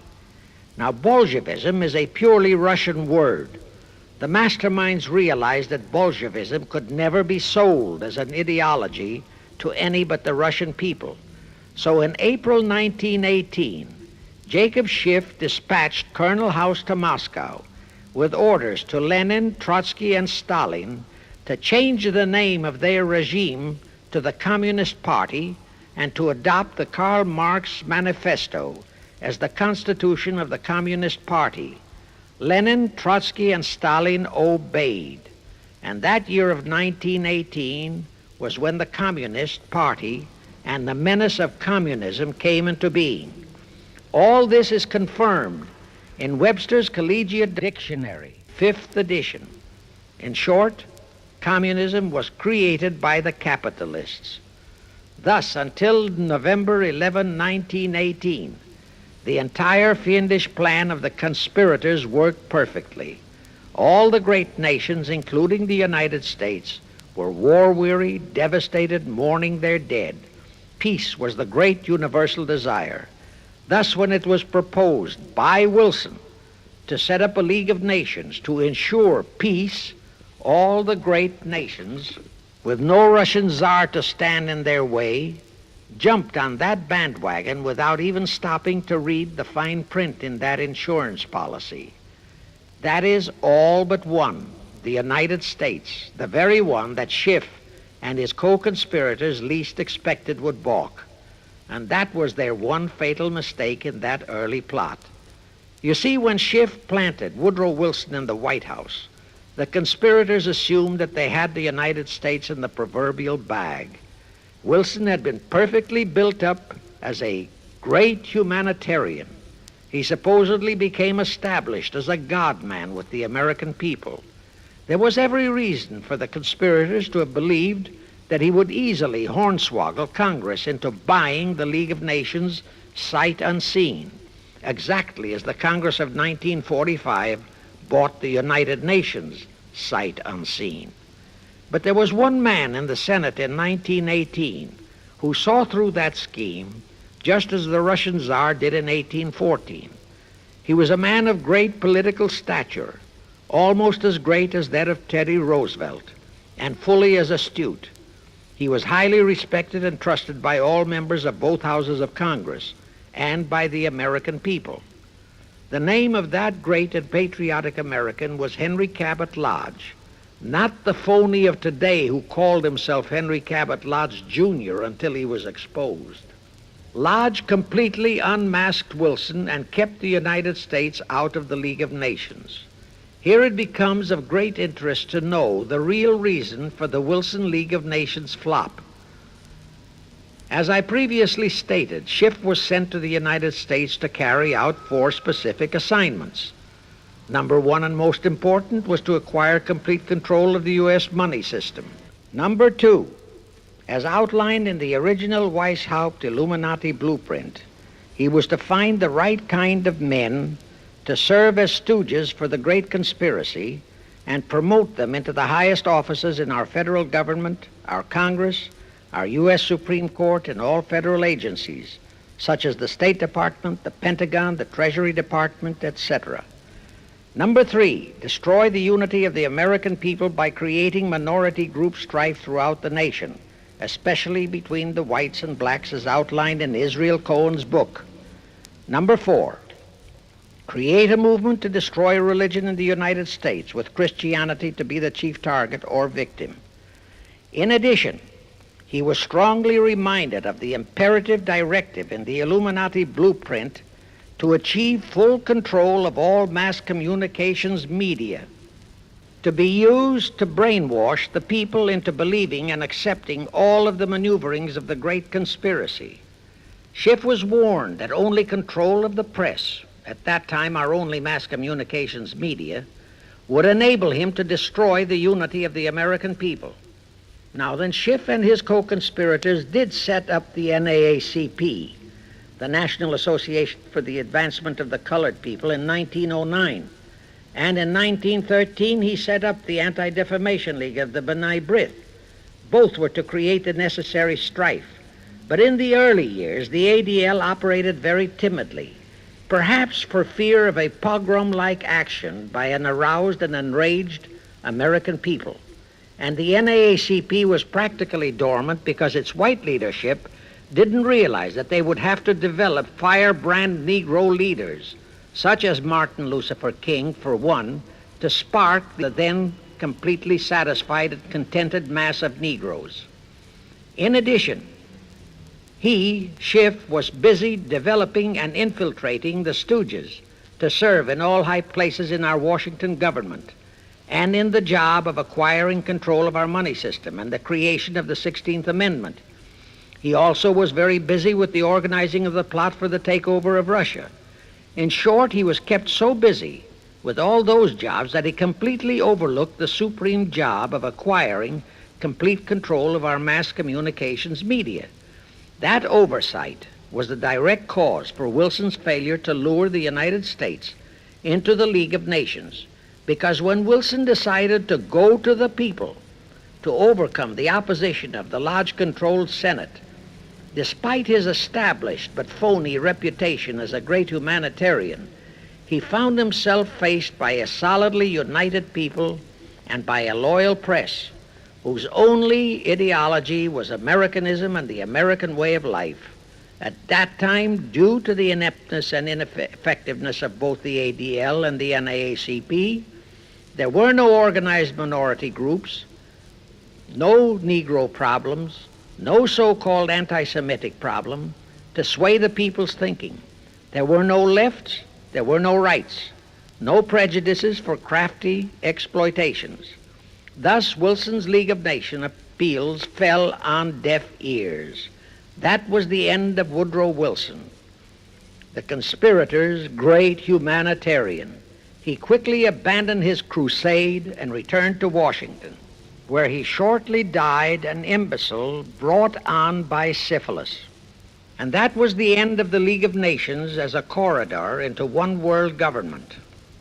Of course, that debacle was a terrible disappointment to the masterminds of the Illuminati conspiracy, but they were not discouraged. As I have previously stressed, this enemy never quits. They simply decided to reorganize and try from scratch again. By this time, Schiff was very old and slow. He knew it. He knew that the conspiracy needed a new, younger, and more active generalship. So on his orders, Colonel House and Bernard Baruch organized and set up what they called the Council on Foreign Relations, the new name under which the Illuminati would continue to function in the United States. The hierarchy, officers and directors of the CFR, is composed principally of descendants of the original Illuminati, many of whom had abandoned their old family names and acquired new Americanized names. For one example, we have Dillon, who was Secretary of Treasury of the United States, whose original name was Lepowski. Another example is Paley, head of the CBS TV channel, whose true name is Polinsky. The membership of the CFR is approximately 1,000 in number and contains the heads of virtually every industrial empire in America, such as Blau, president of the U.S. Steel Corporation, Rockefeller, king of the oil industry, Henry Ford II, and so on. And, of course, all the international bankers, also the heads of the tax-free foundations, are officers and or active CFR members. In short, all the men who provide the money and the influence to elect the CFR chosen presidents of the United States, congressmen, senators, and who decide the appointments of our various secretaries of state, of the Treasury, of every important federal agency, are members of the CFR, and very obedient members indeed. Now, just to cement that fact, I will mention the names of a few of the United States presidents who were members of the CFR. Franklin Roosevelt, Herbert Hoover, Dwight D. Eisenhower, Jack Kennedy. Others who were considered for the presidency are Thomas E. Dewey, Adlai Stevenson, Nixon, and Vice President of a CFR subsidiary, Barry Goldwater. Among the important cabinet members of the various administrations, we have John Foster Dulles, Allen Dulles, Cordell Hull, John J. McCloy, Morgenthau, Clarence Dillon, Rusk, McNamara, and just to emphasize the red color of the CFR, we have as members such men as Alger Hiss, Ralph Bunch, Pasvolsky, Harry Dexter White, real name Weiss, Owen Lattimore, Philip Jeffy, etc., etc. Simultaneously, they were flooding thousands of homosexuals and other blackmailable characters into all the federal agencies from the White House down. Remember Johnson's great friend Jenkins and Bobby Baker? Now, there were many jobs the new CFR had to accomplish. They required much help. So their first job was to set up various subsidiaries to whom they assigned special objectives. I can't name all the subsidiaries in this recording, but the following are a few. The Foreign Policy Association, FPA, the World Affairs Council, WAC, the Business Advisory Council, BAC, the notorious ADA, Americans for Democratic Action, virtually headed by Walter Reuther, the notorious 1313 in Chicago. Barry Goldwater was, and no doubt still is, a vice president of one of the CFR subsidiaries. In addition, the CFR set up special committees in every state in the Union, to whom they assigned the various local state operations. Simultaneously, the Rothschilds set up similar CFR-like control groups in England, France, Germany, and other nations to control world conditions and cooperate with CFR to bring about another world war. But the CFR's first and foremost job was to get complete control of our mass communications media. The control of the press was assigned to Rockefeller. Thus, Henry Luce, who recently died, was financed to set up a number of national magazines, among them Life, Time, Fortune, and others, which publish USSR in America. The Rockefellers also directly or indirectly financed the Cowles Brothers Look magazine and a chain of newspapers. They also financed a man named Sam Newhouse to buy up and build a chain of newspapers all over the country. And the late Eugene Meyer, one of the founders of CFR, bought the Washington Post, Newsweek, the weekly magazine, and other publications. At the same time, CFR began to develop and nurture a new breed of scurrilous columnists and editorial writers, such as Walter Lippmann, Drew Pearson, the Alsops, Herbert Matthews, Irwin Canham, and others of that ilk, who called themselves liberals, who proclaimed that Americanism is isolationism, that isolationism is warmongerism, that anti-communism is anti-Semitism and racism. All that took time, of course, but today our entire press, except for some local small-town papers and weeklies published by patriotic organizations, is completely controlled by CFR stooges, and thus they finally succeeded in breaking us up into a nation of quarreling, wrangling, squabbling, hating factions. Now, if you still wonder about the slanted news and outright lies you read in your paper, you have the answer. To the Lehmans, Goldman Sachs, Kuhn Loeb, and the Warburgs, the CFR assigned the job of getting control of the motion picture industry, Hollywood, radio and television, and believe you me, they succeeded. If you still wonder about the strange propaganda broadcasts by the Ed Murrows, Chet Huntley, Howard K. Smith, Eric Severide, Drew Pearson, and others of that ilk, you have the answer. If you wonder about all the smut, sex, pornography, and mixed marriage films you see in your movie theater and on your TV set, all of which is demoralizing our youth, you have the answer. The whole story of the CFR conspiracy takeover of our mass communications media is far too long to include in this recording, but you can find it in the News Bulletin number 125, entitled How to Get the Reds Out of Communications Media. It was published and brought up to date by the Cinema Educational Guild. It tells in detail how the press, the movies, TV, and radio have been, and still are, used to brainwash the people, to demoralize our youth, and they have been and still are encouraging and creating sympathy for the rioting Negro civil rights lawlessness. You can get a copy of this news bulletin by writing to the Cinema Educational Guild, Post Office Box 46205, Hollywood, California. Now, to refresh your memory, let's go back for a moment. Wilson's flop had torpedoed all chances of transforming that League of Nations into the conspirators' hoped-for one-world government housing. So the Jacob Schiff plot had to be done all over again, and they organized the CFR to do it. We also know how successfully the CFR did that job of brainwashing and destroying the unity of the American people.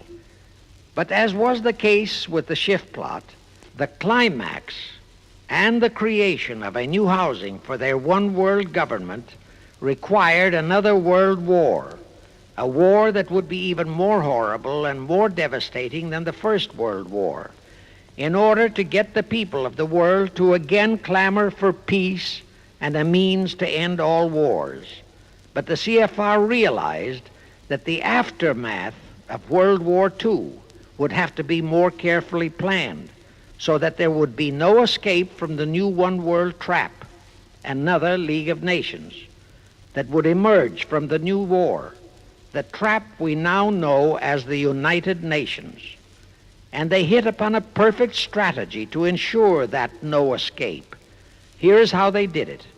In 1943, in the midst of the war, they prepared the framework for the United Nations, and it was handed over to Roosevelt and our State Department to be given birth by Alger Hiss, Pasvolsky, Dalton Trumbo, and other American traitors, thus making the whole scheme a United States baby. Then to fix our parenthood, New York City was to become the nursery for the monstrosity. After that, we could hardly walk out on our own baby, now could we? Anyway, that's how the conspirators figured it would work, and so far it has. And the liberal Rockefeller donated the land for the United Nations building. The United Nations Charter was written by Alger Hiss, Pasvolsky, Dalton Trumbo, and other CFR stooges. A phony so-called UN conference was set up in San Francisco in 1945. All the so-called representatives of 50-odd nations gathered there, promptly signed the charter, and the despicable traitor Alger Hiss flew to Washington with it, elatedly submitted it to our Senate, and the Senate, elected by our people to safeguard our security, signed the charter without so much as reading it. The question is, how many of our senators were even then traitorous stooges of the CFR? Anyway, it was thus that the people accepted the United Nations as a holy of holies and enabled traitor Earl Warren to virtually destroy our Constitution by basing all his traitorous decisions on the UN Charter, thus making that charter virtually our law of the land. However, for all the dirty work that had to be done to solidify the UN, the new housing of the one world plot, they still required the aid of our leaders in Washington. So now I will emphasize the fiendish cleverness of the CFR masterminds. To the vast majority of the American people, our foreign policy for many years has been a complete enigma. Most of us simply can't understand why this great nation is seemingly floundering so helplessly in the art of diplomacy. We can't understand why our leaders are seemingly so confused and bewildered in all their dealings with Moscow, France, and other nations, and with the UN. We always hear them proclaiming that in view of our overwhelming economic and military superiority, we must always lead from strength. Yet at all the summit meetings and conferences, they cringe and stammer and stutter, and so to speak, come out with their tails between their hind legs. We can't understand the foreign aid to Tito, an avowed enemy, to Poland, an avowed enemy, to all the avowed communist nations. We can't understand why the expenditure of hundreds of billions of dollars has failed to slow down, let alone stop, the march of communism. We are perplexed by the seeming ineptness of the State Department, the Defense Department, the CIA, the USIA, of all our federal agencies. Again and again and again we have been startled, shocked, bewildered, and horrified by their mistakes in Berlin, in Korea, in Laos, in Katanga, in Cuba, in Vietnam, mistakes that always favor the enemy, never the United States. Under the law of averages, they should have made at least one or two mistakes in our favor, but they never did. What's the answer? The answer is the CFR and the parts played by their subsidiaries and stooges in Washington. Thus, we know that complete control of our foreign relation policy is the key to the success of the entire Illuminati One World plot. Here is the further proof. Earlier, I fully established that Schiff and his gang had financed the Lenin-Trotsky-Stalin takeover of Russia and fashioned its communist regime into becoming their chief instrument to keep the world in turmoil and to finally terrorize all of us into seeking peace in a UN One World government. But the conspirators knew that the Moscow gang could not become such an instrument until and unless the whole world would accept the communist regime as the legitimate, de jure government of Russia. Only one thing could accomplish that: recognition by the United States. The conspirators figured that the whole world would follow our lead, and that's when the Wilson flop very nearly wrecked the entire plot. Throughout the following 3 Republican administrations, the CFR pulled every trick in their bag to induce Harding, Coolidge, and Hoover to grant that recognition, but all 3 refused. As a result, in the late 1920s, the Stalin regime was in dire straits. Despite all purges and secret police controls, the Russian people were growing more and more restive. It is a matter of record, admitted by Litvinov, that during 1931 and 1932, Stalin and his whole gang were always packed and ready for instant flight. Then in November 1932, the conspirators achieved their greatest coup. They landed Franklin Roosevelt in the White House. Crafty, unscrupulous, utterly without conscience, that charlatan traitor turned the trick for them. Without even asking consent of Congress, he unlawfully proclaimed recognition for the Stalin regime. That did it. And exactly as the conspirators figured, the whole world did follow our lead. Automatically, that squelched the previously growing resistance movement of the Russian people.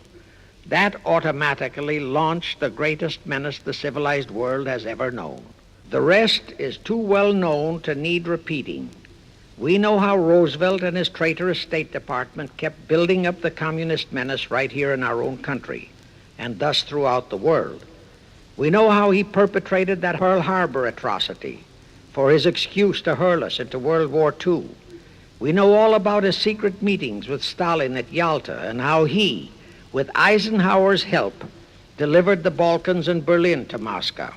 And last, but by no means least, we know that 20th century Benedict Arnold not only dragged us into that new corridor, the United Nations, into one world government, but actually schemed all the arrangements to plant it within our country.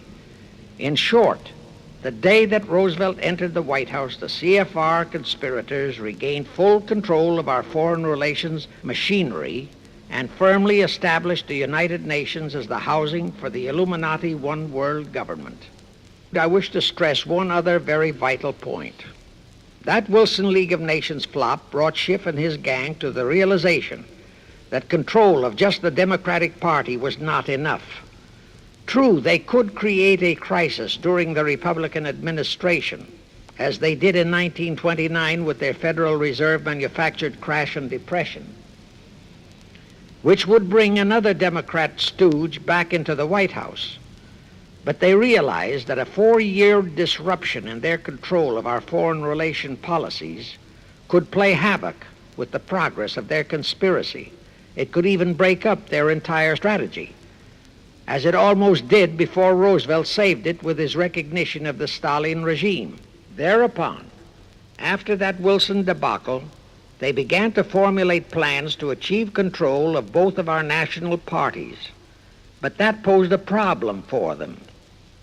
Manpower, stooges in the Republican Party, also added manpower for the Democratic Party, because control of just the man in the White House would not be enough.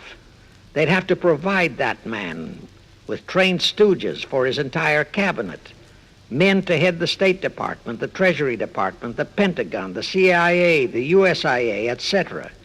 In short, every member of the various cabinets would have to be a chosen tool of the CFR, such as Rusk and McNamara, also all undersecretaries and assistant secretaries. That would give the conspirators absolute control of all our policies, both domestic and, most important, foreign. That course of action would require a reserve pool of trained stooges, instantaneously ready for administrative changes and for all other exigencies. All such stooges would of necessity have to be men of national reputation, high in the esteem of the people, but they would have to be men without honor, without scruple, without conscience, men who would be vulnerable to blackmail. It is needless for me to stress how well the CFR succeeded. The immortal Joe McCarthy fully revealed that there are thousands of such security risks in all federal agencies. Scott McCloud unmasked thousands more, and you know the price Otepka has had to pay and is still paying for his expositions before a Senate committee of the traitors in the State Department. And you know that the men in the State Department who delivered Cuba to Castro have not only been shielded, but promoted. To the crux of the whole one-world government plot and the maneuvering necessary to create another League of Nations to house such a government. As I have already stated, the conspirators knew that only another world war was vital for the success of their plot. It would have to be such a horrifying world war that the peoples of the world would cry out for the creation of some kind of a world organization that could assure everlasting peace. But how could such a war be brought about? All the European nations were at peace. None had any quarrels with their neighboring nations. And certainly their tools in Moscow wouldn't dare to start a war. Even Stalin realized that it would mean the overthrow of his regime unless so-called patriotism would weld the Russian people behind him. But the conspirators had to have a war. They had to find or create some kind of an incident to launch it. And they found it in a little inconspicuous and repulsive little man who called himself Adolf Hitler. Hitler, an impecunious Austrian house painter, had been a corporal in the German army. He made the defeat of Germany into a personal grievance. He began to rabble-rouse about it in the Munich, Germany area. He began to spout about restoring the greatness of the German Empire and the might of the German soldiery. He advocated the restoration of the old German military to be used to conquer the whole world. Strangely enough, Hitler, the little clown that he was, could deliver a rabble-rousing speech, and he did have a certain kind of magnetism. But the new authorities in Germany didn't want any more wars, and they promptly threw the obnoxious Austrian house painter into a prison cell. Aha!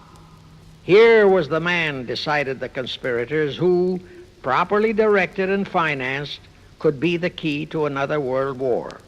So while he was in prison, they had Rudolf Hess and Goering write a book which they titled Mein Kampf and attributed the authorship to Hitler, exactly as Litvinov wrote Mission to Moscow and attributed the authorship to Joseph Davies, then our ambassador to Russia and a stooge of the CFR. In Mein Kampf, Hitler, the pseudo-author, outlined his grievances and how he would restore the German people to their former greatness. The conspirators then arranged for a wide circulation of the book among the German people in order to arouse a fanatical following for him. On his release from prison, also arranged by the conspirators, they began to groom him and finance him to travel to other parts of Germany to deliver his rabble-rousing speeches. Soon he gathered a growing following among other veterans of the war, and that soon spread to the masses, who began to see in him a savior for their beloved Germany. Then came his leadership of what he called his Brown Shirt Army and the March on Berlin. That required a great deal of financing, but the Rothschilds, the Warburgs, and others of the conspirators provided all the money he needed. Gradually, Hitler became the idol of the German people, and then they overthrew the von Hindenburg government, and Hitler became the new Führer. But that still was no reason for a war.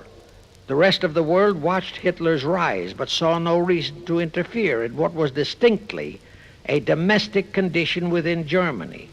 Certainly none of the other nations felt it was a reason for another war against Germany, and the German people were not yet incited into enough of a frenzy to commit any acts against any neighboring nation, not even against France, that would lead to a war. The conspirators realized they would have to create such a frenzy that would cause the German people to throw caution to the winds and at the same time horrify the whole world. And incidentally, Mein Kampf was actually a follow-up of Karl Marx's book, A World Without Jews. The conspirators suddenly remembered how the Schiff Rothschild gang had engineered the pogroms in Russia, which slaughtered many, many thousands of Jews and created a worldwide hatred for Russia. And they decided to use that same unconscionable trick to inflame the new Hitler-led German people into a murderous hatred of the Jews. Now, it is true that the German people never had any particular affection for the Jews, but neither did they have an ingrained hatred for them. Such a hatred would have to be manufactured, so Hitler was used to create it. This idea more than appealed to Hitler. He saw in it the grisly gimmick to make him the God-man of the German people. Thus, craftily inspired and coached by his financial advisors, the Warburgs, Rothschilds, and all the Illuminati masterminds, he blamed the Jews for the hated Versailles Treaty and for the financial ruination that followed the war. The rest is history. We know all about the Hitler concentration camps and the incineration of hundreds of thousands of Jews, not the 6 million, nor even the 600,000 claimed by the conspirators, but it was enough. And here let me reiterate how little the internationalist bankers, the Rothschilds, Schiffs, Lehmans, Warburgs, Baruchs, care about their racial brethren who were the victims of their nefarious schemes. In their eyes, the slaughter of the several 100,000 innocent Jews by Hitler didn't bother them at all. They considered it a necessary sacrifice to further their Illuminati one-world plot, just as the slaughter of the many millions in the wars that followed was a similar necessary sacrifice.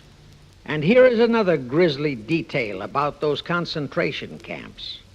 Many of the Hitler soldier executioners in those camps had previously been sent to Russia to acquire their arts of torture and brutalization so as to emphasize the horrors of the atrocities. All this created a new worldwide hatred for the German people, but it still did not provide a cause for war. Thereupon Hitler was incited to demand the Sudetenland. You remember how Chamberlain and the then diplomats of Czechoslovakia and France surrendered to that demand.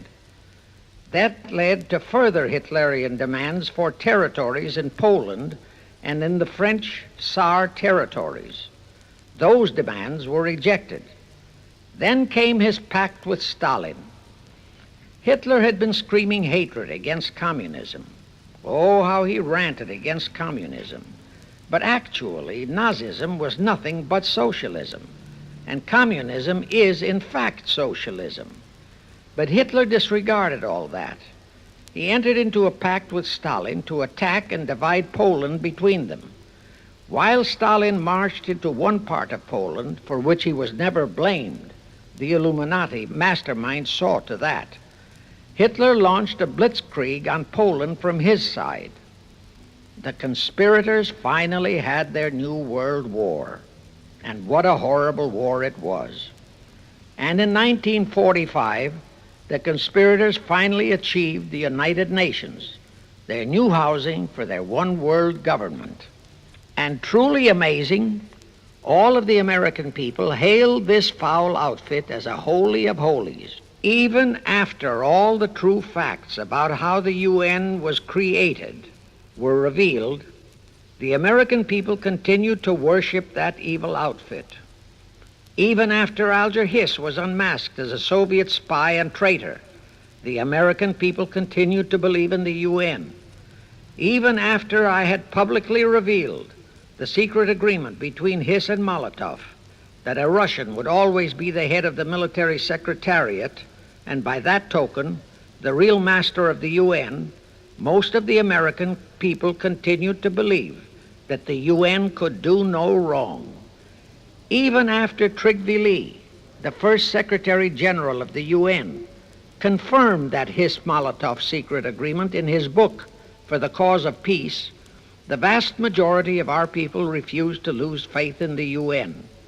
Even after the truth about the Korean War was revealed, how the Russian General Vasiliev, head of that UN military secretariat, was given a leave of absence by the UN so that he could take command of the North Koreans and Red Chinese who were fighting the so-called UN police action under our own General MacArthur, who by orders of the UN was fired by the pusillanimous Truman in order to prevent his winning that war. Our people still believed in the UN. Despite our 150,000 sons who were murdered and maimed in that war, the people continued to regard the UN as a sure means for peace. Even after it was revealed in 1951 that the UN, using our own American soldiers under UN command and the UN flag, in collusion with our traitorous State Department and the Pentagon, had been invading many small cities in California and Texas in order to perfect their plan for the complete takeover of our country, most of our people brushed it off and continued their belief that the UN is a holy of holies. Do you know that the UN Charter was written by traitor Alger Hiss, Molotov, and Wyszynski? That Hiss and Molotov had made that secret agreement that the military chief of the UN was always to be a Russian appointed by Moscow? Do you know that at their secret meetings at Yalta, Roosevelt and Stalin, at the behest of the Illuminati operating as the CFR, decided that the UN must be placed on American soil?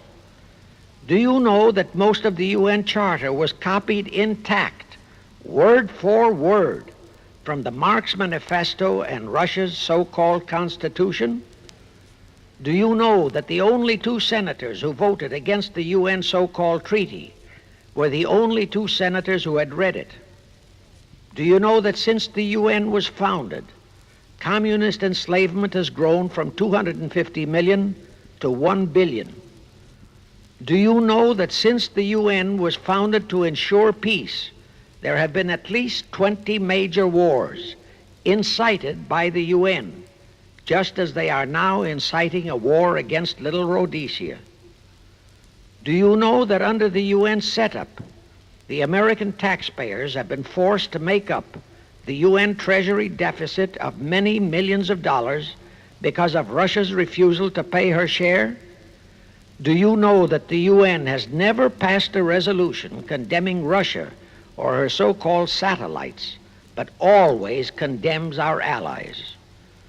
Do you know that J. Edgar Hoover said, "The overwhelming majority of the communist delegations to the UN are espionage agents"? And now, 66 senators voted for a consular treaty to open our entire country to Russian spies and saboteurs. Do you know that the UN helps Russia's conquest of the world by preventing the free world from taking any action whatsoever except to debate each new aggression in the UN General Assembly? Do you know that at the time of the Korean War, there were 60 nations in the UN, yet 95% of the UN forces were our American sons, and practically 100% of the cost was paid by the United States taxpayers? And surely you know that the UN policy during the Korean War was to prevent us from winning that war. Do you know that all the battle plans of General MacArthur had to go first to the UN to be relayed to Vasiliev, commander of the North Koreans and Red Chinese, and that any future wars fought by our sons under the UN flag would have to be fought under the control of the UN Security Council. Do you know that the UN has never done anything about the 80,000 Russian Mongolian troops that occupy Hungary? Where was the UN when the Hungarian freedom fighters were slaughtered by the Russians? Do you know that the UN and its peace army turned the Congo over to the communists? Do you know that the UN's own so-called peace force was used to crush, rape, and kill the white anti-communists in Katanga? Do you know that the UN stood by and did nothing while Red China invaded Laos and Vietnam? That it did nothing while Nehru invaded Goa and other Portuguese territories? Do you know that the UN was directly responsible for aiding Castro? That it does absolutely nothing about the many thousands of Cuban youngsters who are shipped to Russia for communist indoctrination? Do you know that Adlai Stevenson, of all people, said the free world must expect to lose more and more decisions in the UN? Do you know that the UN openly proclaims that its chief objective is one world government, which means one world laws, one world court, one world army, one world navy, one world air force, one world schools, and a one world church in which Christianity would be prohibited? Do you know that a UN law has been passed to disarm all American citizens and to transfer all our armed forces to the UN? Such a law was secretly signed by Saint Jack Kennedy in 1961. Do you realize how that fits in with Article 47, Paragraph 3 of the UN Charter, which states, I quote, "The Military Staff Committee of the UN shall be responsible through the Security Council for the strategic direction of all armed forces placed at the disposal of the Security Council," unquote. And when and if all our armed forces are transferred to the UN, your sons would be forced to serve and die under UN command all over the world. This will happen unless you fight to get the U.S. out of the UN. Do you know that Congressman James B. Utt has submitted a bill to get the U.S. out of the UN and a resolution to prevent our president from forcing us to support the UN embargoes on Rhodesia? Well, he has, and many people all over the country are writing to their representatives to support the Utt bill and resolution. And did you know that to offset the Utt bill and resolution, 50 congressmen, spearheaded by Schweiker and Moorhead of Pennsylvania, have introduced a bill to immediately transfer all our armed forces to the UN? Can you imagine such brazen treason? Is your congressman one of those 50 traitors? Find out and take immediate action against him, and help Congressman Utt. Now, do you know that the National Council of Churches passed a resolution in San Francisco which states that the United States will soon have to subordinate its will to that of the UN, and that all American citizens must be prepared to accept it? Is your church a member of the National Council of Churches? In connection with that, bear in mind that God is never mentioned in the UN Charter, and their meetings are never opened with prayer. The creators of the UN stipulated in advance that there should be no mention of God or Jesus Christ in the UN Charter or in its UN headquarters. Does your pastor subscribe to that? Find out. Furthermore, do you know that the great majority of the so-called nations in the UN are anti-Christianity? That the UN is a completely godless organization by orders of its creators, the CFR Illuminati. Now, Have you heard enough of the truth about the Illuminati's United Nations? Do you want to leave your sons and our precious country to the unholy mercy of the Illuminati's United Nations? If you don't, write, telegraph, or phone your representatives and senators that they must support Congressman Utt's bill to get the U.S. out of the UN and the UN out of the U.S. Do it today, now, before you forget. It is the only salvation for your sons and for our country. Now I have one more vital message to deliver. As I told you, one of the 4 specific assignments Rothschild gave Jacob Schiff was to create a movement to destroy religion in the United States, with Christianity to be the chief target. For a very obvious reason, the Anti-Defamation League wouldn't dare to attempt it, because such an attempt could create the most terrible bloodbath in the history of the world, not only for the ADL and the conspirators, but for the millions of innocent Jews. Schiff turned that job over to Rockefeller for another specific reason. The destruction of Christianity could be accomplished only by those who are entrusted to preserve it, by the pastors, the men of the cloth. As a starter, John D. Rockefeller picked up a young so-called Christian minister by the name of Dr. Harry F. Ward, Reverend Ward, if you please. At that time, he was teaching religion at the Union Theological Seminary. Rockefeller found a very willing Judas in this reverend. Thereupon, in 1907, he financed him to set up the Methodist Foundation of Social Service. And Ward's job was to teach bright young men to become so-called ministers of Christ and to place them as pastors of churches.